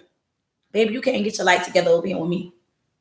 You know what my daughter told me, yo? My 26-year-old daughter, she said, Mama, I said, what, girl? She said, don't let nobody else stay with you. You work too hard to get where you at. My children be thinking they're the mom and the daddy. And guess what? I learned how to shut the fuck up. I learned. Because them children be saying some real shit. Even though it be some shit to make you want to go inside of their head, but they don't be lying. And they don't care. They don't, children not gonna sugarcoat nothing. And she made so much sense. Like, this is where people come into your life for reasons, seasons, or a lifetime. My son the same way, the oldest. And you can't be mad for them telling you their truth. You can't be mad. But unfortunately, like he said something to me, yo. And when he said something, I had to ask him, like, you about to pass away? Like, what's going on? He said, man, I came back to you and I wanted to be with you because you make me happy. And I wanted to find, he said, I wanted happiness. And, you know, I wanted a little bit of peace before my body give out and before I can't do the things that I want to do. It's like he not telling me everything that's going on with him. All I know, he take pain meds because he have your kids 34 and 25. Well, you got a large age gap. The nasty self. You got an age gap. He was just telling me, thank you. We got this. We already there. Because I'm outside, baby. My birthday in June. And I want a gift and I want me a little, I ain't missing out, baby. I want me some meat for this birthday. So if I start recruiting this week, at least my birthday's in June, the end of June. That's 4 weeks. Y'all think that's cool? At least I can make somebody wait for 4 weeks. I lost a son who would have been 32. Okay. Thank you. So you did like I did. I got a 26-year-old, 25-year-old, and then I had that 20-year-old. Maybe I could have left the 20-year-old what it was.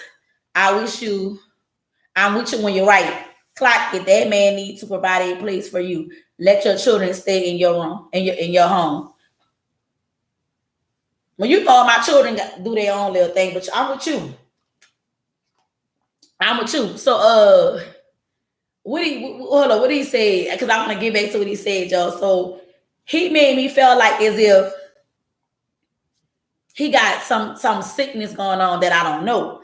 But I don't think he have any sickness going on. I just think it's his body, it's the lifestyle that he used to live. And I was about to already say something, but God said, filter your mouth, whatever. So when he sat down on that bed and told me, like, I wanted love and I wanted a little bit of happiness before my body give out on me, I was like, boy, what you about to already die? Like, what the fuck going on with you? He was like, nah. And I'm like, well, I'm just asking. And that day that man told me that, it really it didn't give me confirmation. It gave me awareness. It really, in my heart, listen to what I'm about to get ready to tell y'all, and y'all tell me if it makes sense to y'all. It made me feel like he didn't love me. He got love for me, but he didn't love me the way he portrayed it. I felt like he needed me. I realized, bitch, I'm not a caregiver. This is not a fucking retirement home or nursing home. Well, it could be a retirement home because that means you're able to do things for yourself. But this is not a nursing home. This is not a hospice center. Is this not what the fuck it is? I'm being funny, but then I'm telling the truth. When he told me that he wanted some love and some peace and happiness and he wanted to come over here and get it from me, that let me know that I was his last option. That let me know that whatever he was out there searching for, he wasn't getting it. So everything that I came close to what he wanted. That's not love. That's a need. And I'm going to say this again, and let's clear this up. Do not be with a person that needs you. Fuck that. Love me, motherfucker, because if you love me right, everything that you love me for, I'm going to give you. Let's just let that be fucking known. Everything that you need, I'm going to give out of love. Now, if you just with me because you need me, then you got to separate the love between the fucking need. Let's just talk about it. When a motherfucker needs you, they're going to deal with anything and everything you throw at them. I noticed that because even when I was being disrespectful, even me putting my hands on him, even some of the things that I would move, he wouldn't budge because he needed to be here. He wouldn't budge because he didn't have anywhere to go. I started to notice that shit. And when a motherfucker needs you, they need you to where they drain you. Happy Monday. What's up, kiss? My chocolate drop. I'm tired of broken men too, baby. Baby, the last man I had, I prayed for him, and that wasn't even Sierra prayer. The last man I had, And I'm gonna be honest, you gotta be careful the words that you use when you're speaking to God, when you're speaking into the universe or whatever you're manifesting. You know what I'm saying? You gotta be careful how you speak the words, because I say my right hand to God. If I'm lying, I'm flying. I'm not lying to y'all. I say God sent me a man, and I don't care if that man was broken. I think I said that a few times. I don't say it too much. And I say, send me a man. I don't care if that man is broken. I did not know he was gonna send me a broken man and a broke man at the same time, too. Like, come on now, big man. Like, don't do me that thing no more. Don't dug me like that, big man. I don't know about y'all, but I be talking to a guy like that's, that's my daddy, that's my homeboy. We got a connection. And it was too much. But let me just tell you, when I prayed, I said too, God be dude, that's my dog, that's my boy.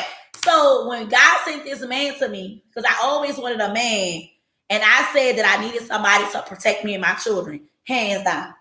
When I tell you there was somebody who showed up for my children, showed up. I remember one day I was disciplining my son. She my daughter now. I got a trans daughter. I don't know if y'all know.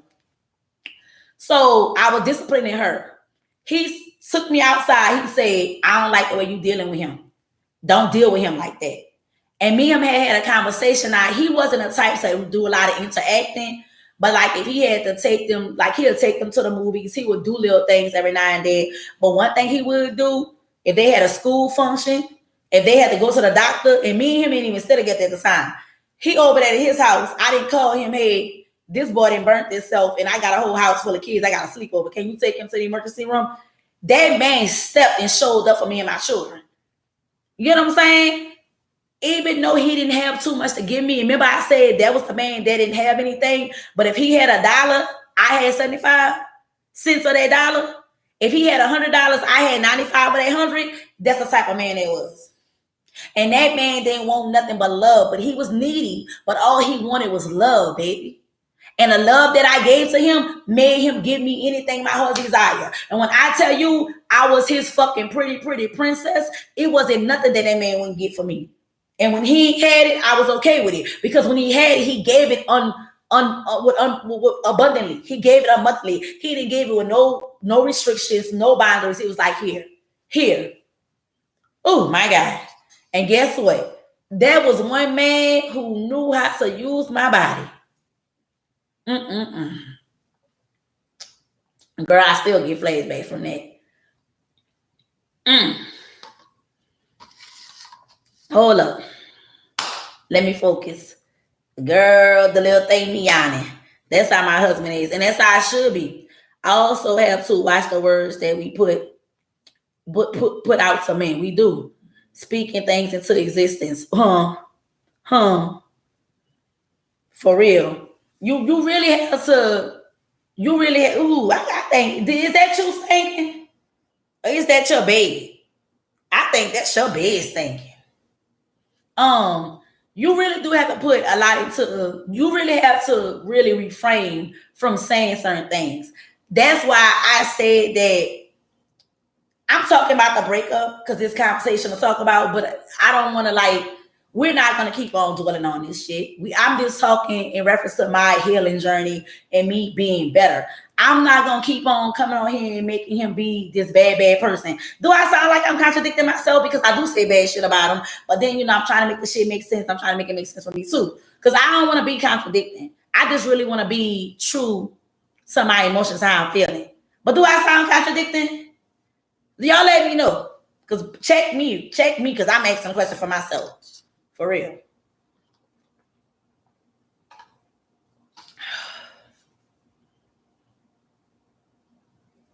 Do I sound contradicting?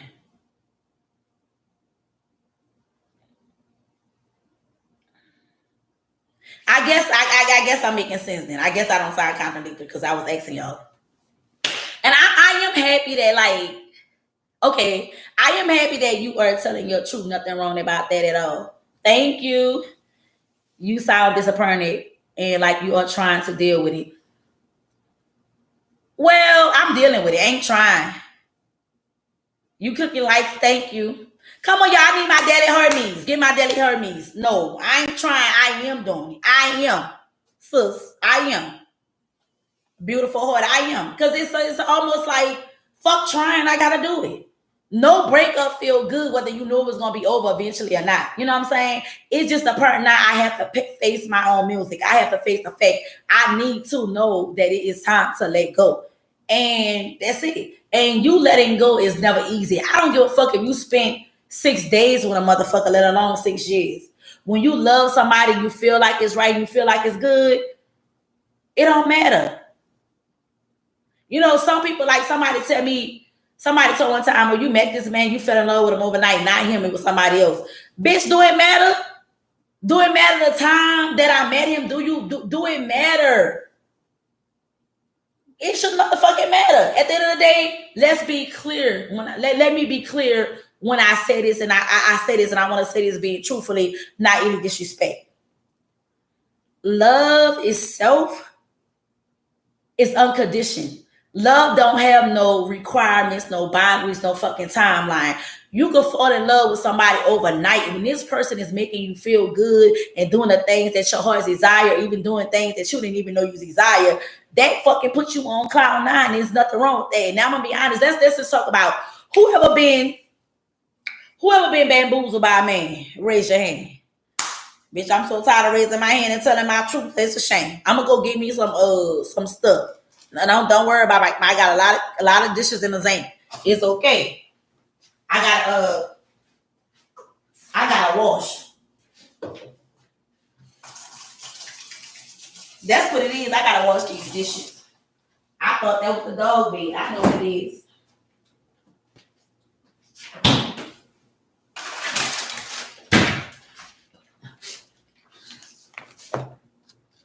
Y'all been bamboo. I feel like I was bamboozled. You know what I'm saying? I feel like this man bamboozled me into thinking. I just thought he was somebody that he wasn't. And the crazy thing about it is, the whole while I'm loving him, I'm seeing who he is. See, that's the most crazy thing about women is that I'm gonna tell you the truth. Hold up. Let me see if she's still on here. I'm gonna tell you the truth. Black women,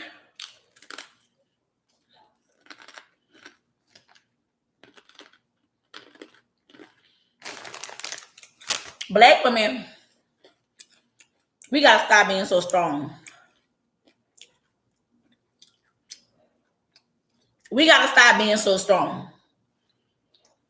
I'm not trying to say that we shouldn't be. I'm not trying to say we should be weak.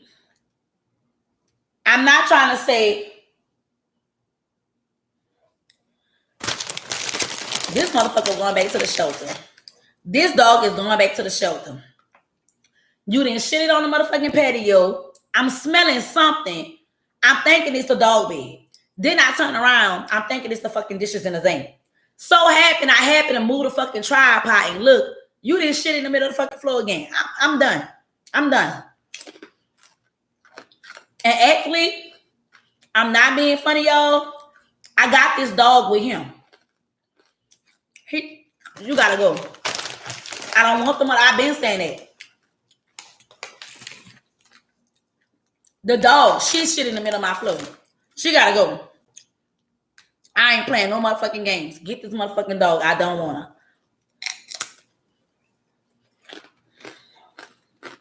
You gotta go.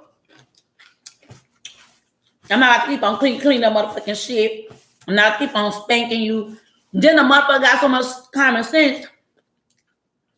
I didn't have this motherfucking overgrown ass fucking dog since January. I got this motherfucking dog before New Year's. It's going on June. I'm not about to keep on doing this with this motherfucker. What you say? I'm done. I'm going to get me, when I do get ready to go get a dog, I'm going to get a dog that I want. Not that I don't have no other choice, because when I got a man size. I'm sorry. My nerves too bad. And I was spanking her a lot, and it got to be where I'm spanking her and she's steady doing the same thing. I don't want. I'm not doing that. I'm not gonna train her out of aggression. I'm not gonna keep on putting my hands on her, and she already scared of me. I ain't got time. Then she done pissed out 2 sofas. These cushions right here is like that, and that's what she at. Them cushions like that. Them cushions is like that because somebody decided when I walked out the door to use the bathroom on the fucking couch. I can't afford that. I can't afford to keep fucking replacing fucking couches. That's the fucking 3rd couch. I didn't have it fucking 6 months. The fucking consignment shop love to see me coming. Fuck that.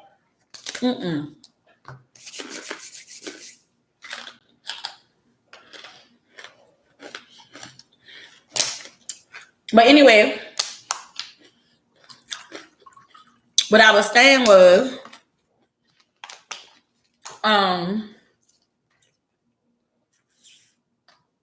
I was bamboozled. I thought that this man was somebody he wasn't. You know what I'm saying?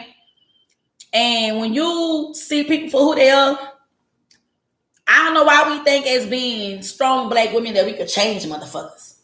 Why we think that? I want to know. Come on, let's talk about it. Y'all want to open up a panel? The last time I opened up a panel, ain't nobody say nothing. So I ain't gonna force y'all to open up a panel.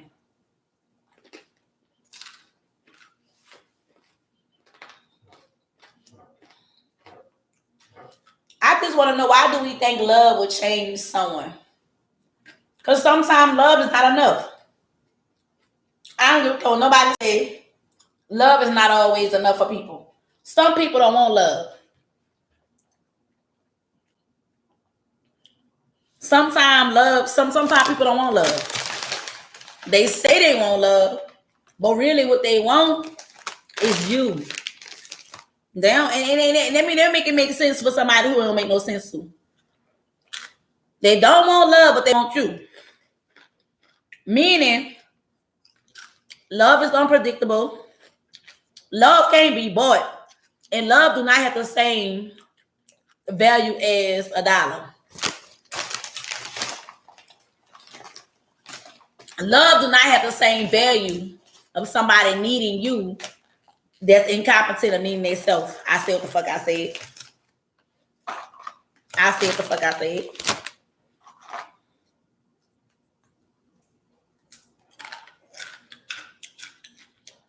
I said what the fuck I said. When you love you for real,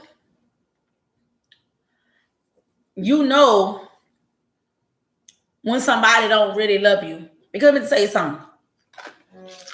This is my personal opinion, right?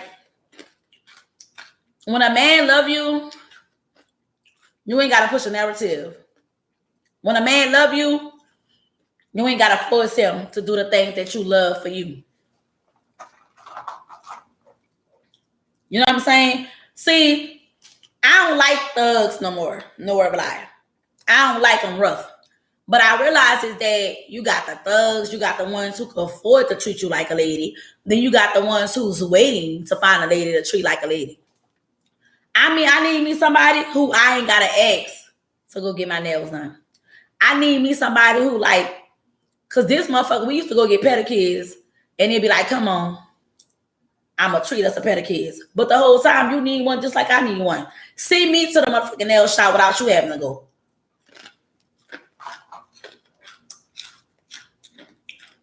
Do something nice for me just to do something nice for me. Do something nice for me without us getting into it. Now, I'm going to be honest. I used to always say that. He said, can you please stop doing that? Because I would tell him. I said, every time you do something for me, you're only trying to get on my good side. Now, I'm thinking about it. Maybe he did do nice stuff for me and I just didn't notice it. Like, he didn't bring me home. He brought me home an aloe vera plant. I got that plant. It was another plant that he brought me home. So he had brought me home randomly plants. He had went to the grocery store and thought about me. But you know what? I'm going to be honest and say this. Well, y'all going to say like, bitch, you something else. I don't give a fuck. Want me to be real with y'all? I got to be real. Wait. Let me tell y'all. When a thrill is gone, it's gone. Kelly, it wasn't being enough. It was too much pain, baby. This man could have gave me $1 million. I could have put it in the bank. I could have spent it. Could have gave it to y'all if I wanted to. I would have still felt like it wasn't enough. Because let me just tell you something. Ooh, now I'm about to. Ooh, now this some real shit right here. I'm enjoying my little therapy breakup session with y'all. I'm enjoying it. I'm gonna tell y'all. When I say this, y'all gotta show me some love. If y'all agree, show me some love. I've been with him for a year and a half. The whole relationship, he lied to me. The whole relationship, he lied. I was fed up.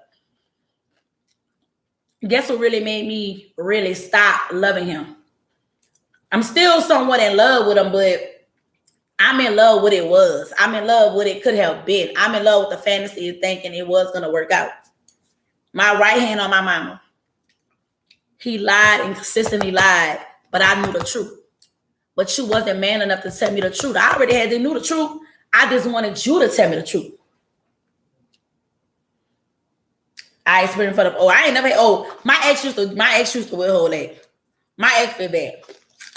And when I tell you that right there hurting me down to my knees, because the whole time I'm telling this man, listen to what I'm telling you. I'm telling this man, I know you lying to me. All I wanted the truth. This man couldn't tell me the truth. It was not on his radar to tell me the truth. He just lied and lied and lied. Even when I just called him yesterday to tell him about the lady, he said, I want to tell you, but I couldn't tell you because I know you'll be mad. No. You didn't tell me because you didn't want to add fuel to your fire. You said he probably is. But guess what? He should know that ain't even ice on the cake. I had to slice, listen to this, y'all. I had to slice the cake for me. I sliced the cake for him. I came over here and sliced the cakes for y'all because I was telling y'all what the fuck was going on. I put y'all in my business. I even gave that bitch she took the last piece of the cake. She took the cake. The icing was already on the cake. The cake was already cut. She the one who devoured the motherfucker. It's cool. Only thing she did was clarify that God answered my prayer. And they said, you know what, I'm gonna be honest, I'm tired of playing with God. Because let me tell you something. I won't suffer no more. Okay? I'm gonna tell you the truth. And I'm gonna tell you what I love. What's up, sis? When you pray to God for something to be removed or to reveal, and God keep on removing somebody from you, and God revealing to who you need and who you don't need, and you keep on going back to retrieve these people, you keep on ignoring all God's signs, God gonna make you suffer. I'm not suffering no more for that man. I'm sorry. I'm not playing with God no more. Because guess what? I know God got something in store for me. I know I'm a good person. I know God love me. I know what I should do. I know this. So it's up to me to do what's right by me. I want to do what's right by me. Now, I didn't already did what's right by you. I ain't got time for that. I think I didn't cry enough tears. I think that I didn't beat that ass enough. I think he started to where he wanted to do that to me. It got to be disrespectful. Where do we go with this? It's no more to go. We at the end of the road. It's time for the chapter to be closed.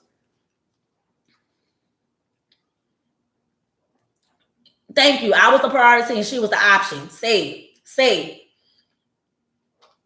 And that's what I was trying to be respectful to her. Yes, I told my mama this. The people who was on here yesterday, I was trying to be respectful until she went to being who she was. Ain't nobody got, and I feel sorry for that, man. I'm not lying. I feel sorry for that lady. Stop letting somebody play with you like a fucking puppet. Stop trying to be so easy to cause. Let me tell you something. Nah, fuck that. I don't feel sorry for that bitch because you know what you're doing. He needed and you need him. You don't need him over there to help you with your motherfucking kids or help pay your motherfucking bills. You want him over there. because you don't feel good being by your motherfucking self.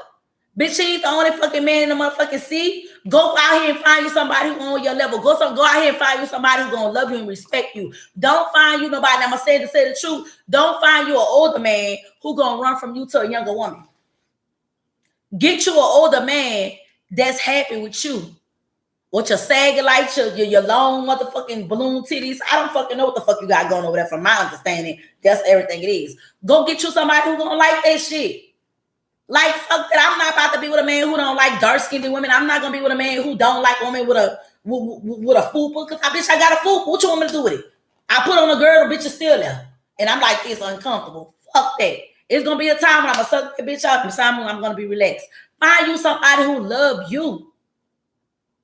I don't even understand. That's why I'm not gonna lie, I don't feel sorry for myself in this situation. So I don't feel sorry for her either because we put ourselves in this situation with this man. And it's just not about him, it's about us too. And I'm tired of it. That's why now it is no more conversation.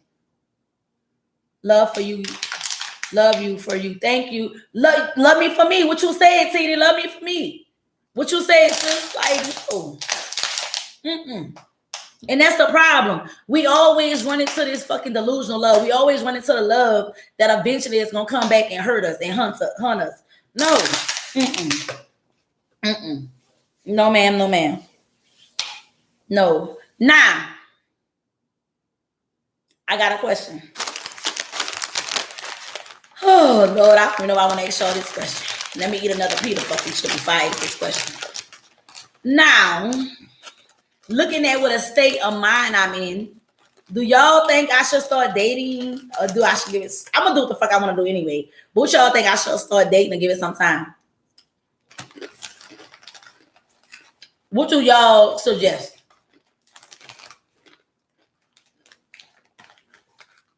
Oh, I already know what type of date you on. Immediately. Give it some time. Okay. So y'all too. What's up, True Whisperer?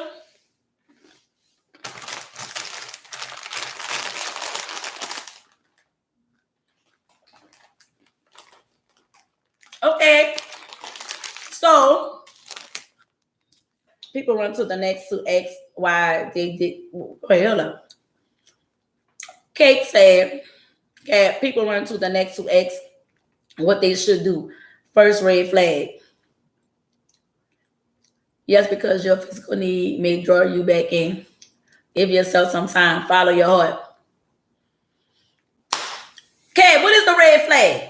So here's my thing. I want to know why y'all think I need to give some time. The people who asked this question, why do you think I need to give it some time?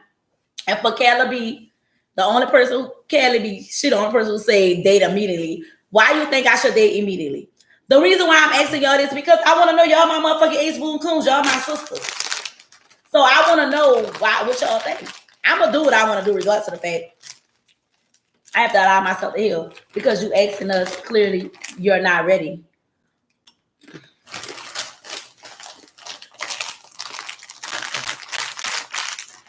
Oh, wait.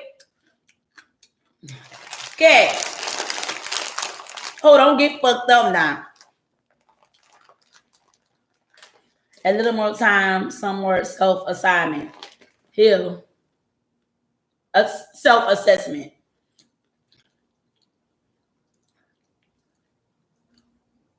You said she clocked it, LOL. I'm asking y'all, I'm gonna be honest. I'm not in the business of explaining myself, but I'm in the business of being real with self. The reason why I asked y'all because I wanted y'all opinion, I wanted y'all input because I put y'all business in I put y'all business. See, I shouldn't be cussing, but bitch, I'm gonna get these fucking words out my mouth. I put y'all bitches in my business. So why wait? Wait for what? That's what I feel. I feel like what I'm waiting for. So allow time to heal and reflect. That's what I'm doing with y'all, reflecting and healing.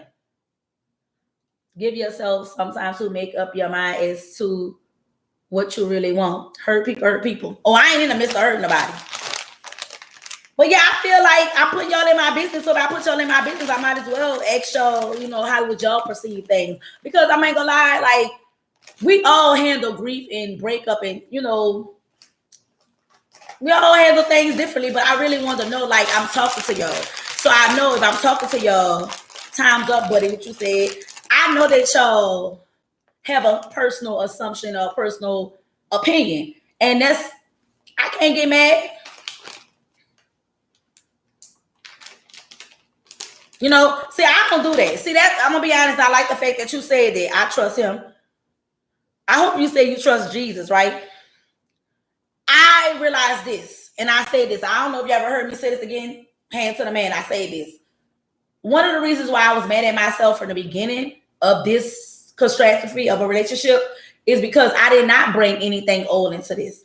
I did not bring anything unhealed to this. I did not bring my previously hurt and pain into this. Maybe if I would have been more understanding of what I have endured in the past, I probably wouldn't have been this. The reason why, I'm going to be honest and tell you the truth. You know what I'm saying? Because y'all only know so much as I go to explain about me, not him, not the breakup. It's about me. I wanted for the first time to have a love to where I didn't bring anything in.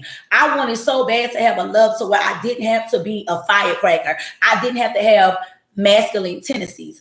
I wanted to demasculate myself and empower my soft girl era. And when I was doing it, I was like, okay, let me just love him. Let me just love him. And I realized is that he wanted love, but he needed me more.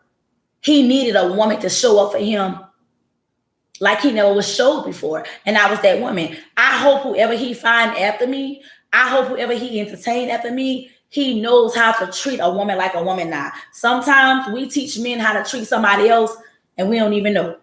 We don't even know. Okay? So for me, when I find somebody new, I'm not going to make it as easy as I made it for him. But I promise I'm not going to bring this into my new whatever I got going on. When I get ready to start dating, and let me just tell you something too. I don't want no man. I don't know about y'all. I don't want no man. Sorry. I don't want no man. I want me some 6'6". I don't give a fuck if you're charcoal. I don't give a fuck if you look like fucking shark. I just need a man to be a motherfucking man. Clock it. Okay? I ain't looking for no commitment. And one of the things too, I'm still married. I wanted to marry this man, but I got some loose ends that I need to meet. You know what I'm saying? So maybe by the end of this year, when I'm not gonna lie, I don't have a job.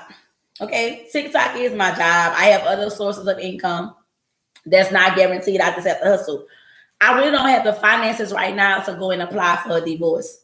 That's not where I want to put my money at this moment. But I realize is that me starting to understand who I am in a biblical world, the biblical sense, I literally want to do things the right way. So before I find my Mr. Right, and before my Mr. Right find me, I need to go get a divorce. So when I do find the right man and he find me, if he asks for my hands in marriage, I ain't got to put nothing up. I can have, you want to marry me? Let's go. Let's go. That's it. Thank you. I want to be blessed. So I know what I need to do, but here's the thing too. Y'all ain't about to like it, and I don't give a fuck. Y'all ready to tussle? Because I'm ready. Y'all already know I'm on 10 any motherfucking way. Okay. Hold up. I'm about to tussle. I'm gonna give y'all what the fuck y'all want. Hold up. Y'all ain't about to like what I'm about to ready to say. Let me drink some water right quick. Thank you. Let me say this. A lot of us ain't no spring chickens. A lot of us are old. A lot of us are aging. A lot of us is still somewhat grace. But we got to stop thinking like we're 21 years old. So if y'all ask me why I'm not going to sit around and try to put a Band-Aid on it, nurse it, I am going to pray. I'm praying for me. I am going to pray for his well-being. That's what the fuck I do. Even when me and him was into it, I still pray for him. We season, very much so. We season. But some of that grease need to be disposed. So some of us need some new grease in that fucking pot. I don't have time to sit up here and take months of my fucking life and years of my life to heal. I'm not that girl. Not saying and not getting on anybody else. Do you, boo? It's a whole motherfucking world. I'm not gonna let one man hinder me from going out there and be motherfucking free. The same way I'm waiting on somebody waiting on me. Where you at, man? Where you at? Hey, where you at? I'd say it next week. Okay? Cause I feel like either this Friday, to be honest, I'm gonna tell you something. I'm gonna tell you how if you on a dating website, 9 times out of 10, you might meet somebody on Monday and they say they want to meet you on Tuesday. Or you might spend 2-3 weeks on the phone conversating with them. Because that's what I'm going to go back to the dating websites. Like, I have to be honest and tell the truth, right? Cool. I'm not eager for nobody to fill this man's shoes. First of all, he couldn't even fucking fill his own shoes. So I'm not at all eager to say, let me meet somebody. That's not what it is. I'm not going to sit up here and cry a fucking river that I have already swum. It makes no sense. And like I said this before, let me go back to before and be honest.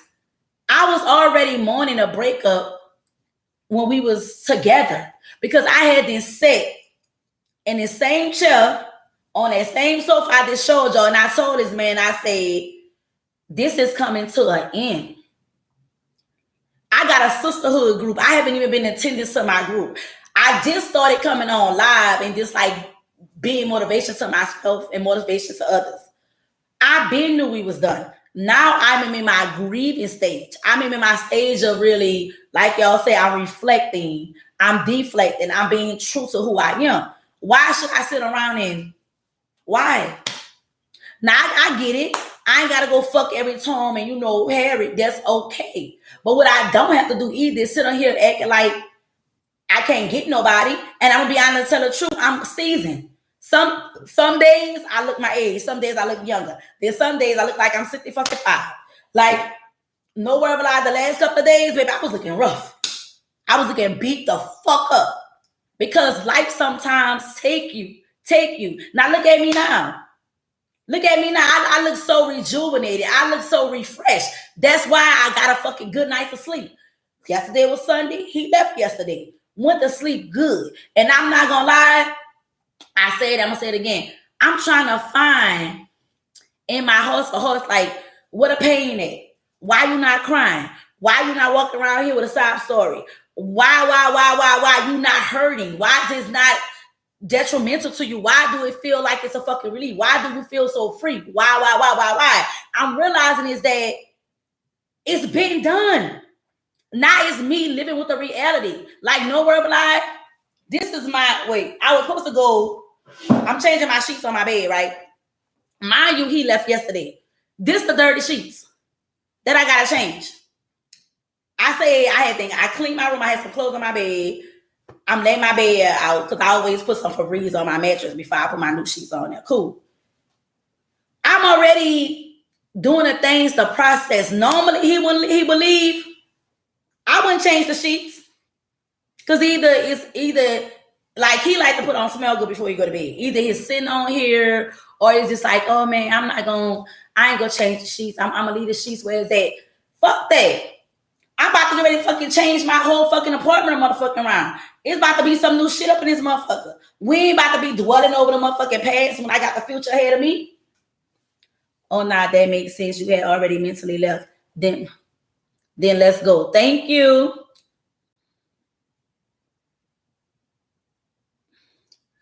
That's absolutely correct. He's waiting for you and you two will fit like a perfect puzzle. I'm 54 and I want someone to respect, peace, and understand the assignment. You will find someone for that. But the thing about it is, how you think you're going to find them, Denise? Miss Denise, how you think you're going to find them? Now, I heard this lady, I used to catch the bus in St. Louis with this lady all the time. And she said her man showed up and knocked on her door. I think she said it was a cable man or some man knocked on her door. And she said ever since then, her and that man be tied in. I would love a story like that. But your story is not going to be my story. Right? My story is just like dealing with him. I wasn't prepared for him.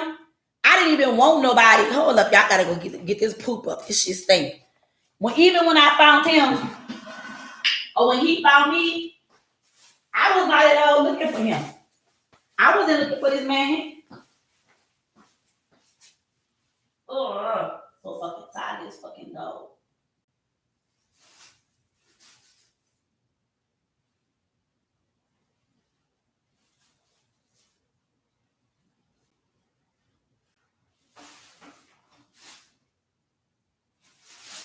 Ooh, you gotta go.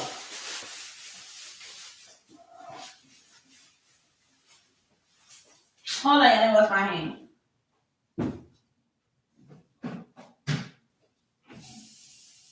Yeah, I wasn't looking for him. He just popped up. And I wasn't prepared either. But this time around, I'm not changing my mindset. I'm not changing my thoughts. If I don't want them, I don't want them. You know what I'm saying? And you know what I learned too? In my situation, I really learned that I ain't got to tell no man what type of woman I am. I ain't got to prove to no man what I'm going to put up and what I'm not putting up with. The first sign show that he don't want to do right, I got to go. You easily to be replaced. It's not that hard. Everybody looking for something.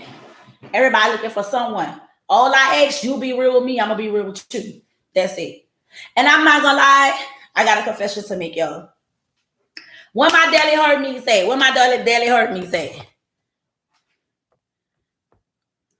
Hey, y'all gonna speak on YouTube? See? So I said, y'all, when I go live, I'm going live on YouTube. I'm going live on here. This motherfucking podcast gonna pop. We gonna get to it. Where the fuck we gotta go? And if y'all not following me, y'all go ahead and follow me on YouTube. It's the same name on YouTube that it is on here. It's put it in the same way. I'm gonna pop up. I used to be a serial dater. That's something y'all don't know about me.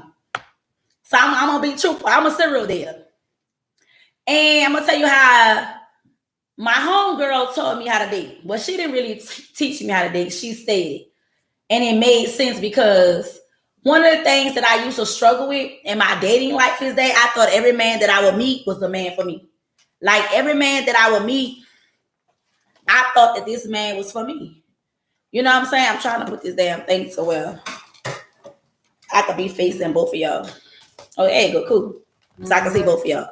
Oh, y'all gonna say hi on YouTube? I got 2 people, but y'all can put it in something and say hi. So I always thought like every man I met, 3 guys at a time. Ooh, Lord. Well, you know what? Sometimes I'm not lying. When I really got into the dating, I always had, here's what my problem is. I always have my top and I have my bottoms. And it seems like to me sometimes the ones that you want the most be the biggest hoes, and it's the ones who stress you out the most. It's the ones that you just be using and you're going to take me out on a date. Because I had one, we used to date all the time. That's all we did was date. I had another one, he used to bust me down, right? But he knew. He had to put some refrigerator in that food. He had to pick me up from work. Like, he had to come with some money. One night, he wanted to do it so bad, and he must have got his sexes. He said, how much you want? I said, $350. I said, well, I'm out. I need my money now. He was like, but he had already knew me because we already kind of kicked it. But see, when I see what type of man you are and what type of time you on, what type of time you on, I play with you like you play with me. So you know what I did? He gave me that 3-something. I said, I'll meet you at the house tonight when I come from being outside. Baby, we got it on. We been busting it down. But I just admit it to him. I'm like, if we gonna be doing this, because you don't want to be with me. You think that you the hottest thing popping. So if you think you're going to be coming in on my motherfucking life pimping me, I'm going to pimp you. You're going to get what the fuck you need. I'm going to get what I need too. Am I wrong? Call me a hoe, call me what you want. Well, bitch, I ain't go outside. I ain't go out broke. Thank you. Thank you. Come on, y'all. I need my daddy hug me's. Show me some love. All I need is my daddy hug me's. So that's what that's about. That's what that was about with me. You know what I'm saying? So the other one who used to say now dating, Me and him came real close to bumping. Came real close. So happened, somebody else had to call my phone and he was laying across my bed. I had then got into my moo. You already know what type of day it was. He was like, well, I'm just gonna go. He felt some type of way. I mean, you don't have anything going on. So how you feel it shady? You know what I'm saying? And then I had the main one. We ain't even gonna get into that motherfucker. And that was it. And that's how I feel. Made the best man win. So that's how I feel right now. I feel like I'm going back into this serial dating journey. But the girl told me, she said, when you date, you give up as much time as you want to. You ain't got to give up no honey. You're dating to learn people. You're dating to have fun. You're dating to see what's out here. You're not dating for commitment unless somebody else show a commitment. Now, you going to know when a man wants you because he going to show up. He going to make time for you. And he may even give to you something. No word of a lie. And that's another thing too. I need to get my household together. Because looking at this apartment as of now, like even the way I got my bed, matter of fact, thank you. Today I'm going to change my room around. Even the way I got my bed structured, everything in that room was for me and him. Everything was for me and him. Oh, I'm about to get ready to go turn that motherfucking room upside down. It's already clean. I ain't got to do nothing but switch my bed around. That's what I'm about to get ready to go do. Because I want to be comfortable for me. Let's get that understood. I don't want to be comfortable for him. Get what I'm saying? Like, not that you gone, I need to re-own my space. Do that make sense?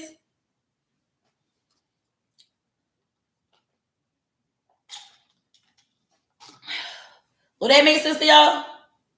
Like, I think I might redo my living room too. I've been wanting to put my TV on the wall because honestly, I've been wanting to switch some things around, and I think I'm gonna do that today. Cause I think I'm gonna do that today. Did you order the planchette? Which one?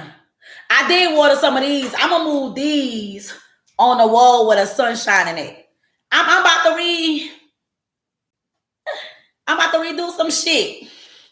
See, I am so all my things picked up in my room. Downsizing bed, pulling up carpet. I totally get it.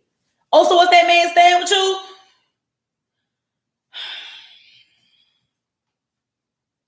Sister, y'all be on this bitch stressing me out.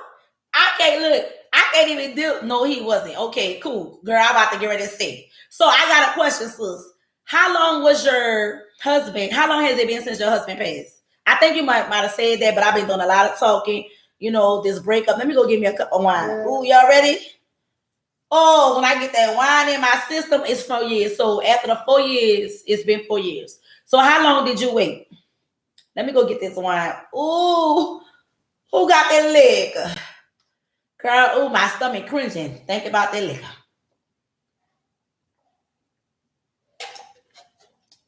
How long was it before you met this guy?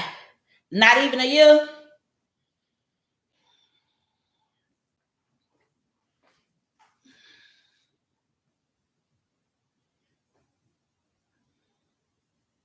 You ain't got to be ashamed. I'm judging, but then I'm not judging.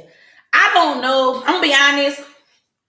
I lost my ex-boyfriend. I got his name right here, and I got another tattoo right here.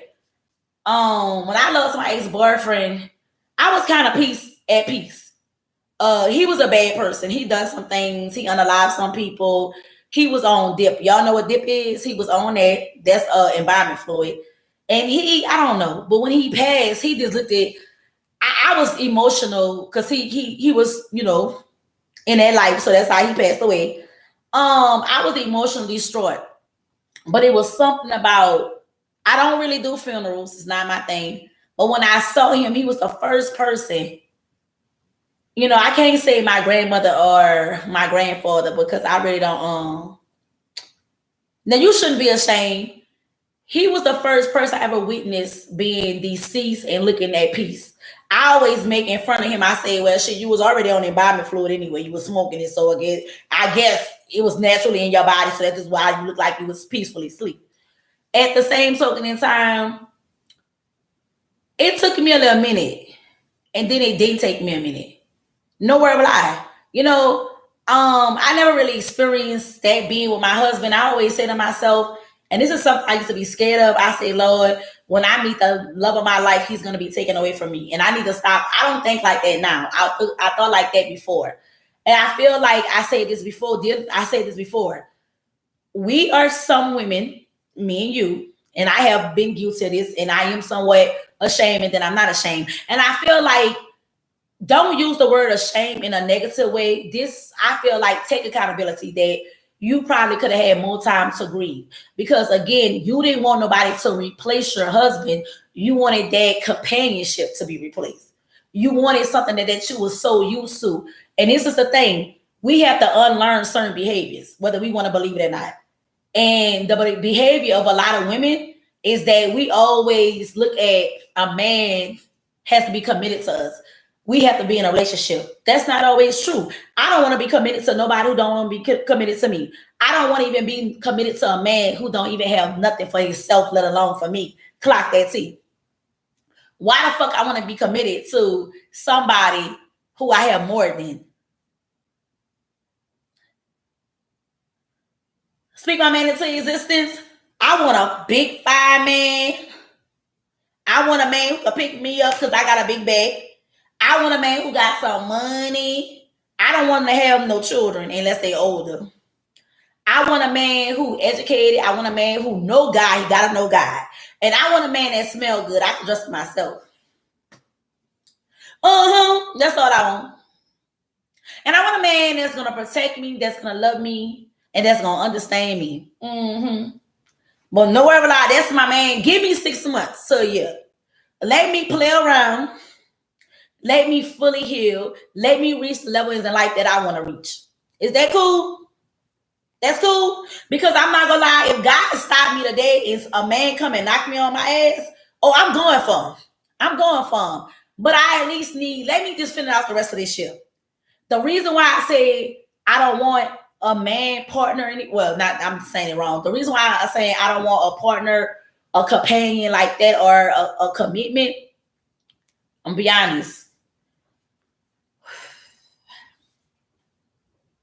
I'm about to go because I'm doing too much talking to y'all. I'm about to go. I'm supposed to be talking about a breakup, and bitch, I'm talking about myself. I need to go and leave y'all where the fuck y'all at. I'm not where I want to be. I said, I'm not where the fuck I want to be. I don't know if y'all gonna be true to y'all. I'm gonna be true to me. So until I reach the heights of where I feel secure with myself, I don't want to be committed to any fucking thing. I need to know whether my titties didn't start acting up, they burning now like they on fucking fire. Don't know why they didn't start burning, okay? That is something that I really need to get. I need to get that under handle because sometimes it do affect me emotionally, and sometimes it do affect me mentally. I mean, not mentally. It affect my stamina when it comes down to. No, bitch, you said it all wrong. It affects my intimacy. Cause I ain't like motherfuckers go to sucking them too hard. I be like, boy, this suck on something else. Go down there and suck. Don't. These are all fucking limits, okay? And I need to do a little more soul searching. I also need to get closer to God, which I'm working on that. I also need to have my money together. I always say this. I never want to date a man and I don't have no money. So that's one thing about me. Like, I'm not looking for a man that has money to take care of me. I want to be taking care of a woman as a woman. I want a man to show me chivalry. I want a man to make sure if I had gas in my car, or if I have a refrigerator, put food in my refrigerator. I want a man to cater to my needs. But I also know what is more attractive and appealing is a woman who could do that shit on her own. So whatever man come into my life, I need him to know that it's extra. I need him to know that I appreciate it, but you ain't got to be around here for that reason, because I'm not going to put up with your shit because you're giving me a couple of dollars. I just come from that, and I don't want to go back to that, okay? I don't want to go back to that. And I want to fulfill myself with my podcast. I got other things that I want to do, you know what I'm saying? So I know if I give myself a good 6 months to hustle, to grind, I'm going to get everything I want. And two, I need to go ahead and give me a divorce. You know what I'm saying? So before I go to venture out to really, really have a commitment, it's some things I need to really structure for myself. And I'm just being as real as possible. You know what I'm saying? That's where you at. So where you want to be, Tracy? I didn't told you all my fucking business. And I don't know who these two people is on YouTube. Hello. Let me type in and tell them hello. Oh, I'm getting an iPad for my birthday. I request a big one. And I request all the gadgets to go with it. I got 3 children. Y'all go bust that down and get that motherfucking iPad.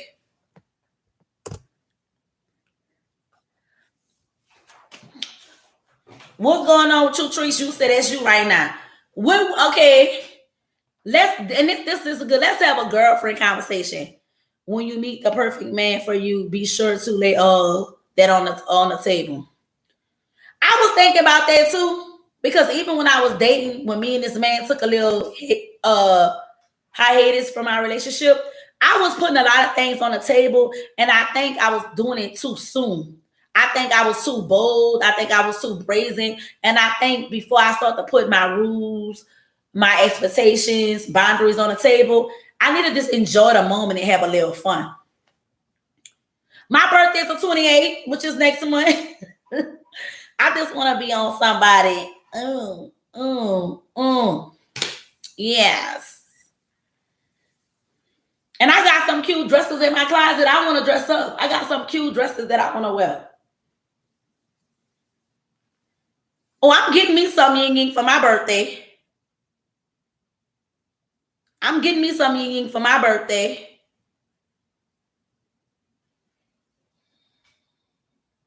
Don't judge me.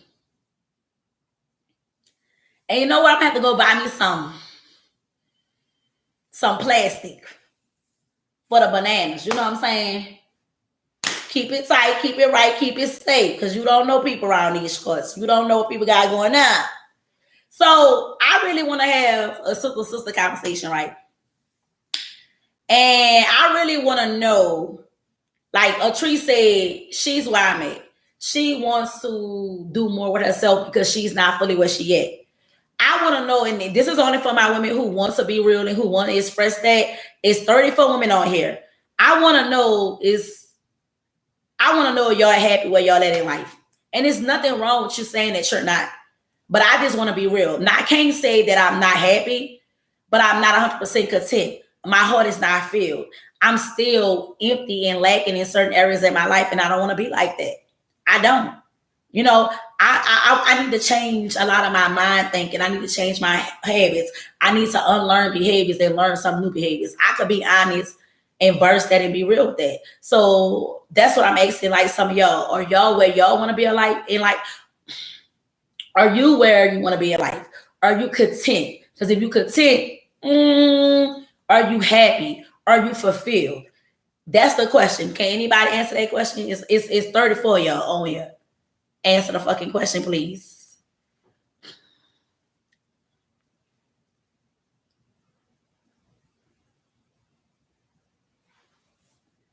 I'm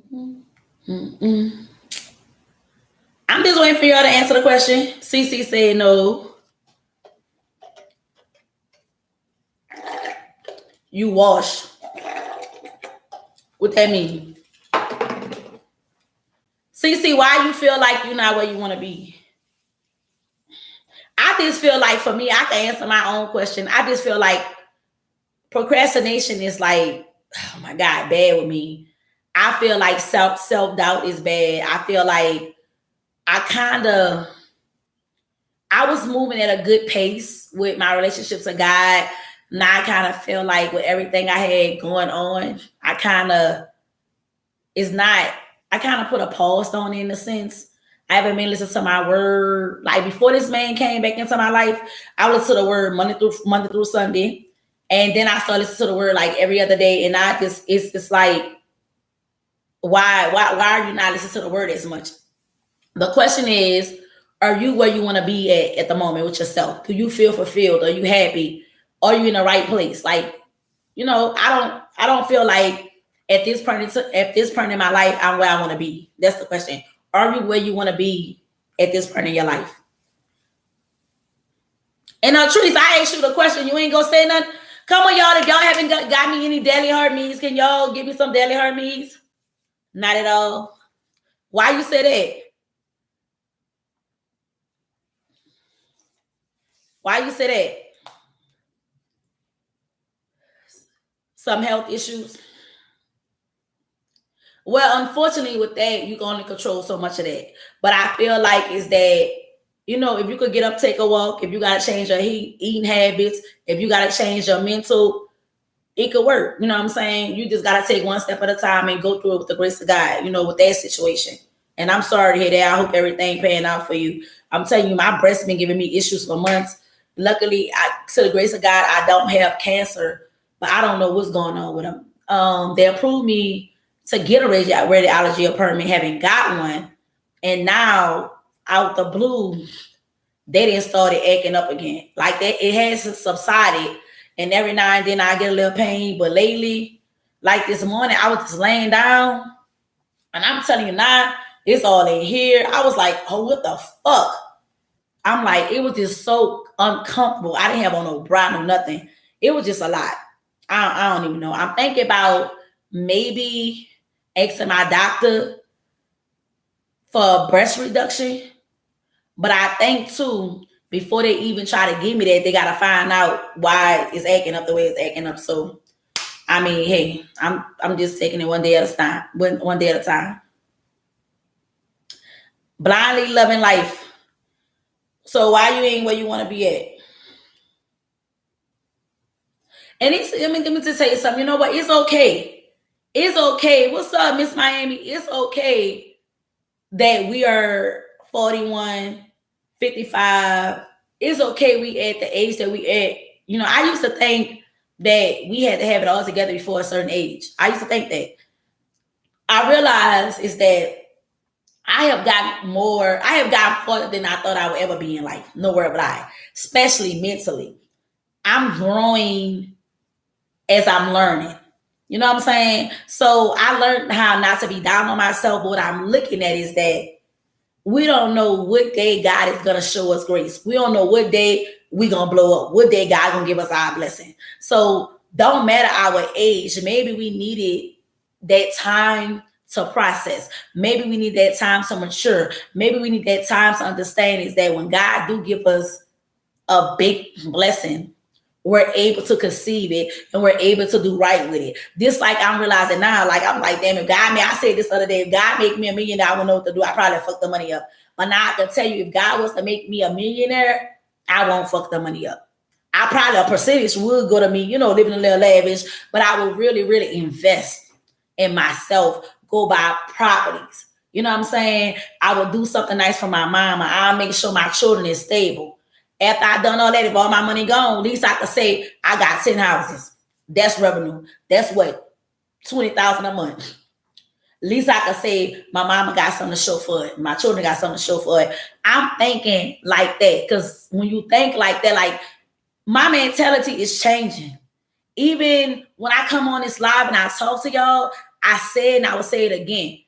I talk to y'all while I'm talking to myself. It ain't nothing that come out my mouth that I'll be like, oh, I ain't say that. That's why when people told me, people be like, you contradicting. I had to let people know, like, no, I don't contradict myself. I'm just a person of principle, so I don't choose sides. And then sometimes when I feel like I got dyslexia, so sometimes the longer I'm out on here, my brain is steady going. I have to even slow myself down to make myself understand and to make myself believe what I'm saying. Because I just bit my tongue. I don't want to be the type of person just be speaking just to speak. I want to be able to live in my truth. I want to be able to lead by example. I want to be true to my word that I'm giving y'all. So a lot of times when I come on here, it really helps me. And it has really helped my growth as me being a person. So I know I'm getting there. And I know I am going to get there. It's just not easy. But let's just be honest. Not that I have removed certain entities from my life. Not that I have removed certain people. And I'm not going to lie. I'm in a shell. Like I'm in isolation willingly. Nobody forced me into isolation. No, I'm not going through no depression. It's just me. When I walk out of my house, I walk out of my house because I feel like I want fresh air. When I call people because I want to talk. When I don't want to talk, I'm not answering. When I don't want to be bothered, I don't want to be bothered. And I feel like this is my season to be one with myself. You know what I'm saying? So if I want interaction, I go get interaction. Am I longing for interaction? I'm not. But I realize it's this. I don't want to waste no more time feeling sorry for myself. I don't want to waste no more of my time trying to heal from something or from someone that never had my best interest. Now I know, let me say this the right way. Now I know this might sound like whatever, but I know eventually, I know I got to heal. That's a part of life. But what I'm saying is that I don't want to waste a lot of time doing anything. I want to put back life into myself, and I don't want to feel sorry for myself. Like my mama told me, you ain't gotta be embarrassed, you ain't gotta be ashamed. You're not the first woman or the last woman that's gonna be hurt. And that's just where I'm at in life. Like, I know that I'm gonna be okay. I know that I'm gonna be good. I just have to get there. And getting there is not gonna be easy. It's not gonna be easy. And that's okay. And I think that's the whole thing. We don't have, I think the reason why a lot of us go through issues is because we don't know the outcome. We don't know the outcome of what's going on with us. So due to the fact we don't know the outcome, of course we scared. But I think that we gotta take out from being scared and just be adventurous. Have the eye of the tiger and do what it is that we need to do for each other. You know what I'm saying? That's it. But y'all, I'm about to get ready to go bring this package to I'm bringing this package to. I gotta go bring this package to UPS. I gotta wash my dishes, mop my fucking floor from this fucking dog. And I'll probably be on here later on tonight. I'm gonna do some battles. You did. You always, and you know what too? Let me just say this before I go. I'm leaving at 2:30. I've been on here for what? Because YouTube run. I've been on here for since 2:25. I'm there for 2 hours and 25 minutes. Let me just say something, because you always did say that, sis. Here's the truth. And I'm gonna be real. Even though me and this man didn't make it, and I told him this on Thursday night. I told him, thank you. I said, you enjoy your day too. I told him, I said, thank you so much for loving me. I really have to say I enjoyed this relationship for the most part. Before it got bad, it was some good in there. It was some days of love. We did things that I never did with any other man. I must have spent more time with him than any man that I have ever dealt with. And I'm talking about going to concerts, going out of town, this going out to eat, this experience, this exploring. I never did that with any other man. So I can't be mad that it didn't work. Now it let me know what to look forward to in my next relationship. Now it let me know what to not deal with in my next relationship. Now it lets me know how to love me. That's it. And that's why I say right now is not the perfect time for us to have any engagement, any interacting. And I was just saying in the back of my head, I say, well, maybe in a couple of months, I might reach out and say hi. I don't even think I should do that. I'm telling you the truth. This is a conversation I have with myself. I don't even think I should be at all. I think that this is one person that I need to let die off into the air, into the sunset. This is one person need to go in the sunset, and the deeper he go, I don't see reflection. I don't see a shadow. He disappear. This is one person that need to disappear. It is what it is. He can't make me hate him, can't make me dislike him. But when I was with him, couldn't stand him. And I was going to hate him. And that's just it. This chapter has closed, And I do want somebody refreshed. I want somebody new. And this is what I decided to. Let me just say this. If I date an older man, he gotta have some type of swag about him. He gotta be in good health. Don't come to me with no ED. I don't give a fuck about you having diabetes. Don't come to me limping. Don't come to me looking like no old ass motherfucking man. Because for some reason, I'm in a season in my life to where older men are attracted to me. Matter of fact, I'm about to go make me a motherfucking YouTube. I'm about to go make me a dating website now. I'm about to make me a motherfucking Facebook. I'm about to go on Facebook dating right now. Don't judge me. Judge your mind. I pray to God about it. I say what the fuck I say. Don't judge me. I just feel like I want to. And you know what, to be honest? I'm going to be honest too. Let me say this. See, I shouldn't. I'm about to go because y'all not even into fucking acting. Y'all only want into acting is Suge and some other one of y'all. Do y'all realize how important it is for a woman to be attracted to? Do y'all? Let me take these dishes out the sink and let me start organizing this shit before I go. Do y'all know how important it is for a woman to feel attracted? Do y'all know how important it is? It's very important for a woman to feel like she still have attraction.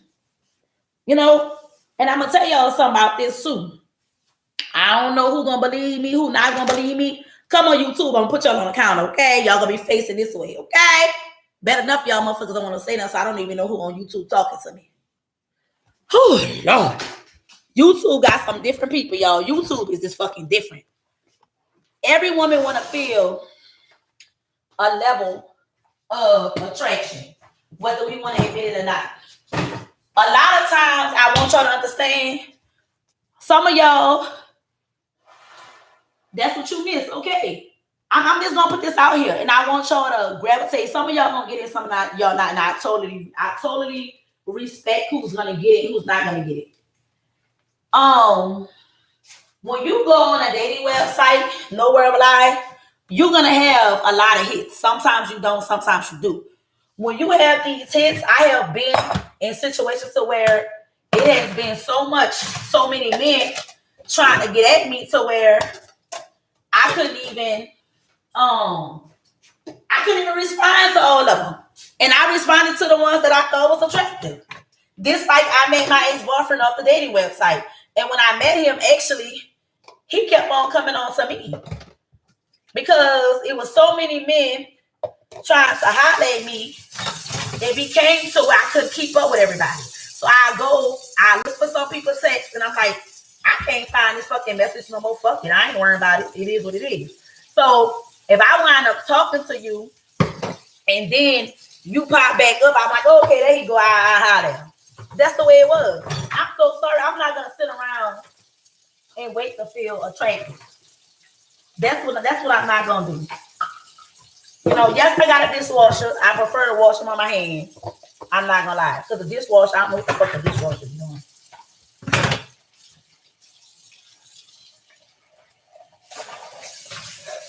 So yeah, I mean, and a lot of people got a lot to say about the dating website. Let me just say something. You meet the same man on the dating website from the same man you meet out and about. It don't fucking change. If he gonna be a hoe, he a hoe one way or another. I just gotta say that and let y'all know. But for some reason, y'all think meeting a man in person is so different from meeting a man on a dating website when actually it's not. It's not. At the end of the fucking day, whether you meet on one way or another, they're gonna treat you right and they're gonna treat you wrong. That's it. So that's it. And again, sometimes you have so many hits, so many likes, you can't even keep up with it. So when I go on there, I'm gonna be honest, tell me what y'all want. I'm an attention whore. I go on there because I want to feel attracted. I want to know that men are appealed to me. That they appeal to me. That's why I go on the dating website. It's No Word of a Lie. I put up my real cute pictures and I go and do my fucking thing. That's all it is. You can't make me feel bad about doing what? You can't make me feel bad about wanting to feel secure, want to feel loved, want to feel wanted. You know what I'm saying? Fuck that. We ain't the only ones that want to feel the fucking touch. We ain't the only ones that want something. These men want the same thing we want. And I'm going to be out to tell you the truth. Ooh. Because there's an ugly side of everything. It be some destitute ass men on there. It do. And I can't tell you be careful one way or another. But it is some men on there who they want something so bad. Baby, when they think you attractive and when they be on you, be like, what the fuck? Leave me alone. Like, it just be too much for me sometimes. I ain't even gonna tell you No Word of a Lie. I'm like, can you give me a motherfucking minute to respond back? Can you even give me a minute to say, hey, how you doing? No. But I'm gonna say, even with that, you still have to be careful. Be careful. Now, I moved into my last house I had, right? I moved into this house, and when I moved into this house, I never had a house that stood on the ground. So this house stood on the ground. And when I used to be locked out of my house, I used to be able just to like climb in my room, my living room. My room, I could just put my foot in my body, and that was it. It really made me be aware when I was dating to not allow everybody to pick me up from my house.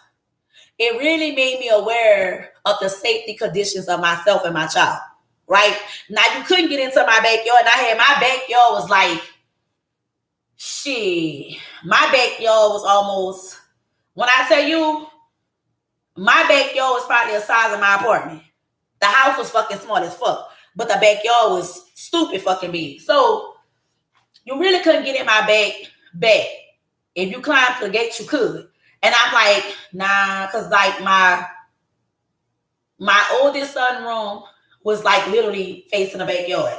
Then my baby room, her room, to where it was a whole bunch of debris and grass, so you would have fucked yourself up trying to get through her window. But I'm like, nah, this shit right here is just not safe. Like, I don't want people coming in on my shit. I don't want really people knowing where the fuck I stay. So right now that I stay in downtown, I do stay in an apartment building. So it's almost like somebody could let you in, or either you could just like, if somebody open the door, you could just go in behind them.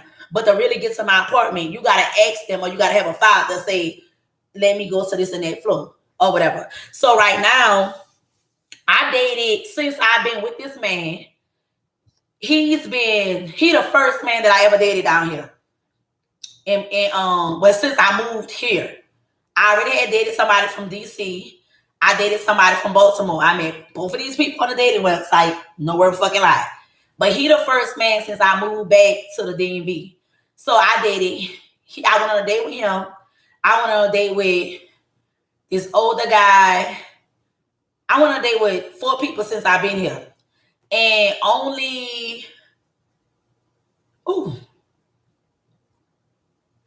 it's been a little more than that.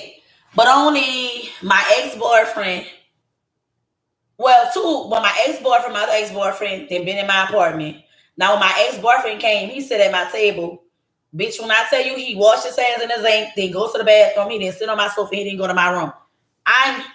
First of all, your shit whack, so there's just no need for me to come back and try to give you anything, because I don't like what the fuck you got. So since the fuck I don't like what you got, I ain't rocking with it. Like, you can't get none of this. So this other guy that I was dating, he came in front of my apartment building. He never been in my apartment. So I'm not the type of woman to like really entertain inside my house. So I would tell any woman who's dating, have safe dating practice. Like, don't be out here introducing all these motherfucking people to where you stay. Especially if you like me and you stay by yourself. That's not something you want to do. You know what I'm saying? Like, no. So, I mean, I don't know why people got so much to say about dating websites. Me personally. Like, you do what makes you feel comfortable. Do what makes you feel happy. But dating websites is not the worst thing. If anything, I really do think when you talk to somebody on a dating website, you literally can tell if they're a buckaboo. You literally can tell if they only want to smash. Their words gonna say a lot. You know what I'm saying? So that's the whole thing. Like, you can learn a lot with a person by a conversation. So I don't know. I mean, some people don't like it and some people like it. And I'm gonna just say it too. How the fuck you gonna meet somebody if you don't go outside? Here, how you gonna meet somebody if you're not in the environment that you're supposed to be in? Let's talk about that. Let's talk about it. If you just stay inside, how the fuck you gonna meet somebody? On top of that, when you go outside and you dress like I'm dressed, how the fuck you gonna meet somebody? You can, but then again, you want to sell yourself. You want to be presentable. You want to be attractive. Nobody is going to look at you if you don't feel good within yourself. Nobody going to look at you if you're not appealing. That's true. I noticed that with me. Like some days when I'm in my comfortable sense, and then I'm all, every time, 7 days a week, I'm always in workout clothes. Like I'm just at the front of my life. Like I get up every morning and I put on me a workout outfit, whether I work out or not. I'm always in workout attire because I'm trying to unlearn unhealthy behavior. But I realize is that I watch men look at me and look at me and look past me. Like it's almost like they looking through my soul and they don't even see shit because I ain't even on their radar. And I notice when I got my shit on, they be like, hey, and I be like, get it, bitch. So you gotta be mindful of that. A lot of women be like, I want a man to accept me how I am.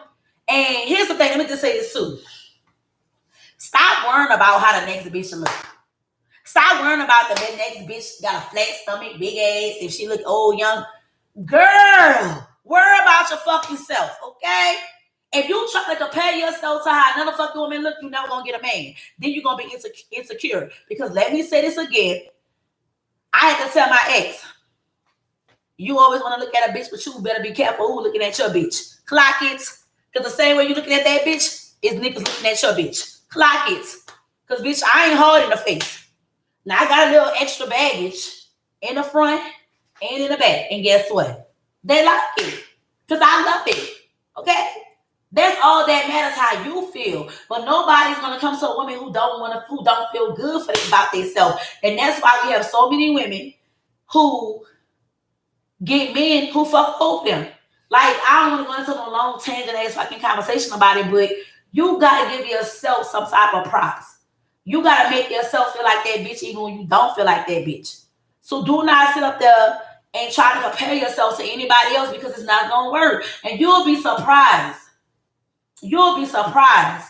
It's men don't give a fuck about your age, your height, your size, your skin color. They don't give a fuck if you got extra kitty like me. I call this all extra PUSSY. They don't give a fuck about that.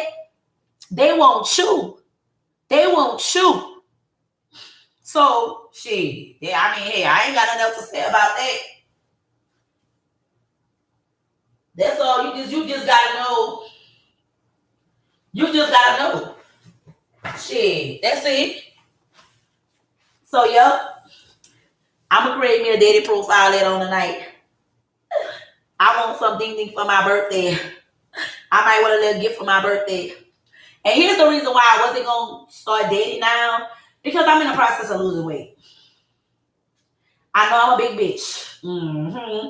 But I feel like the last man I was with, he didn't make me feel insecure about it. And wait, who? What you mean who? What you mean who? Girl, I'm single, bitch. If you don't know, now you know I'm single. And I'm about to act like a low down hoe. Hey. And I want to go on a dating app. It's Facebook. It's Black People Meet. It's all kinds of different apps. Girl, it's Tinder, which I ain't never been on Tinder because Tinder got all kind of, everybody want to smash on Tinder. So I don't fuck with Tinder. I want to act like a low down hoe.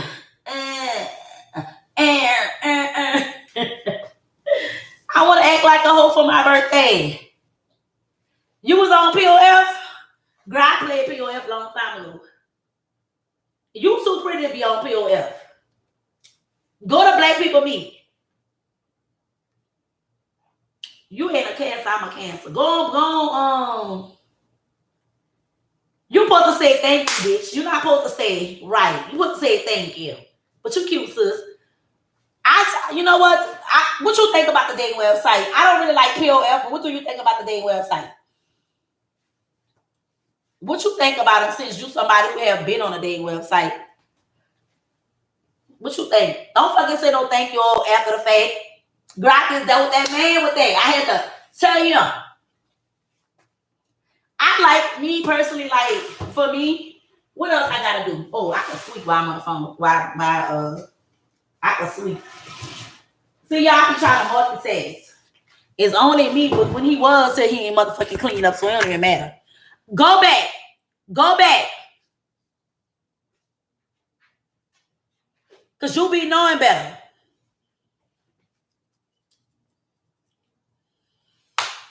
Tired of her motherfucking ass. I'm about to give it a change my screen. I want to know, sis, mama, 3 kids or whatever it is. I want to know how did you feel about. I want to know how you feel about the dating website.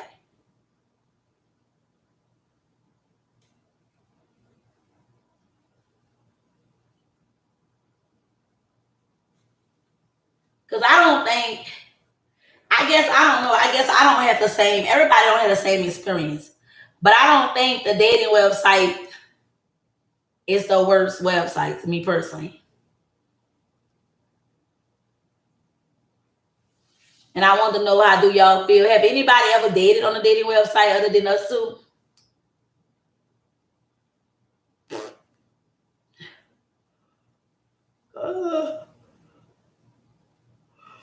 Oh, sorry, I'm tired. I'm tired.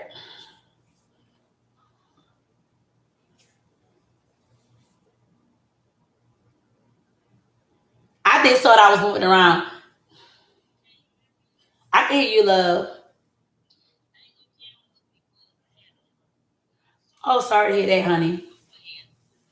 I okay.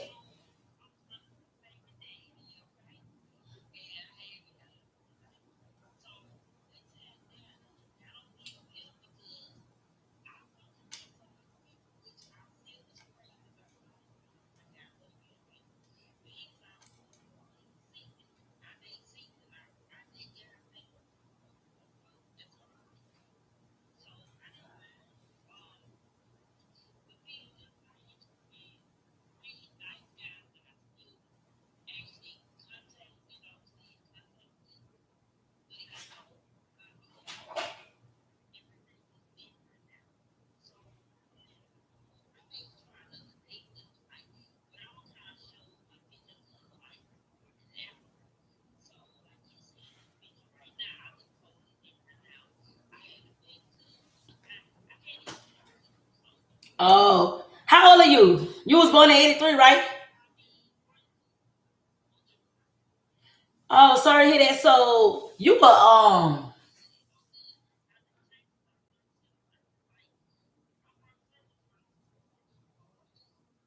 so what because I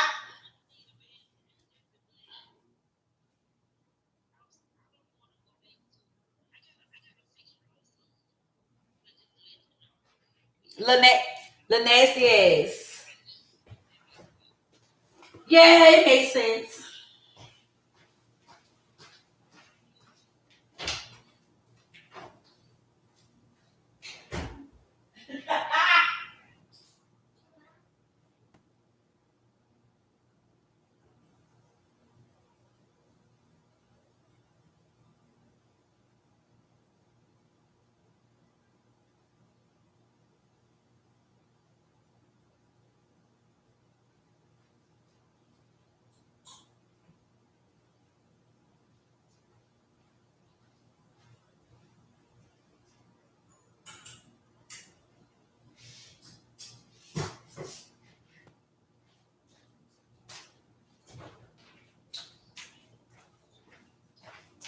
Baby, I love it.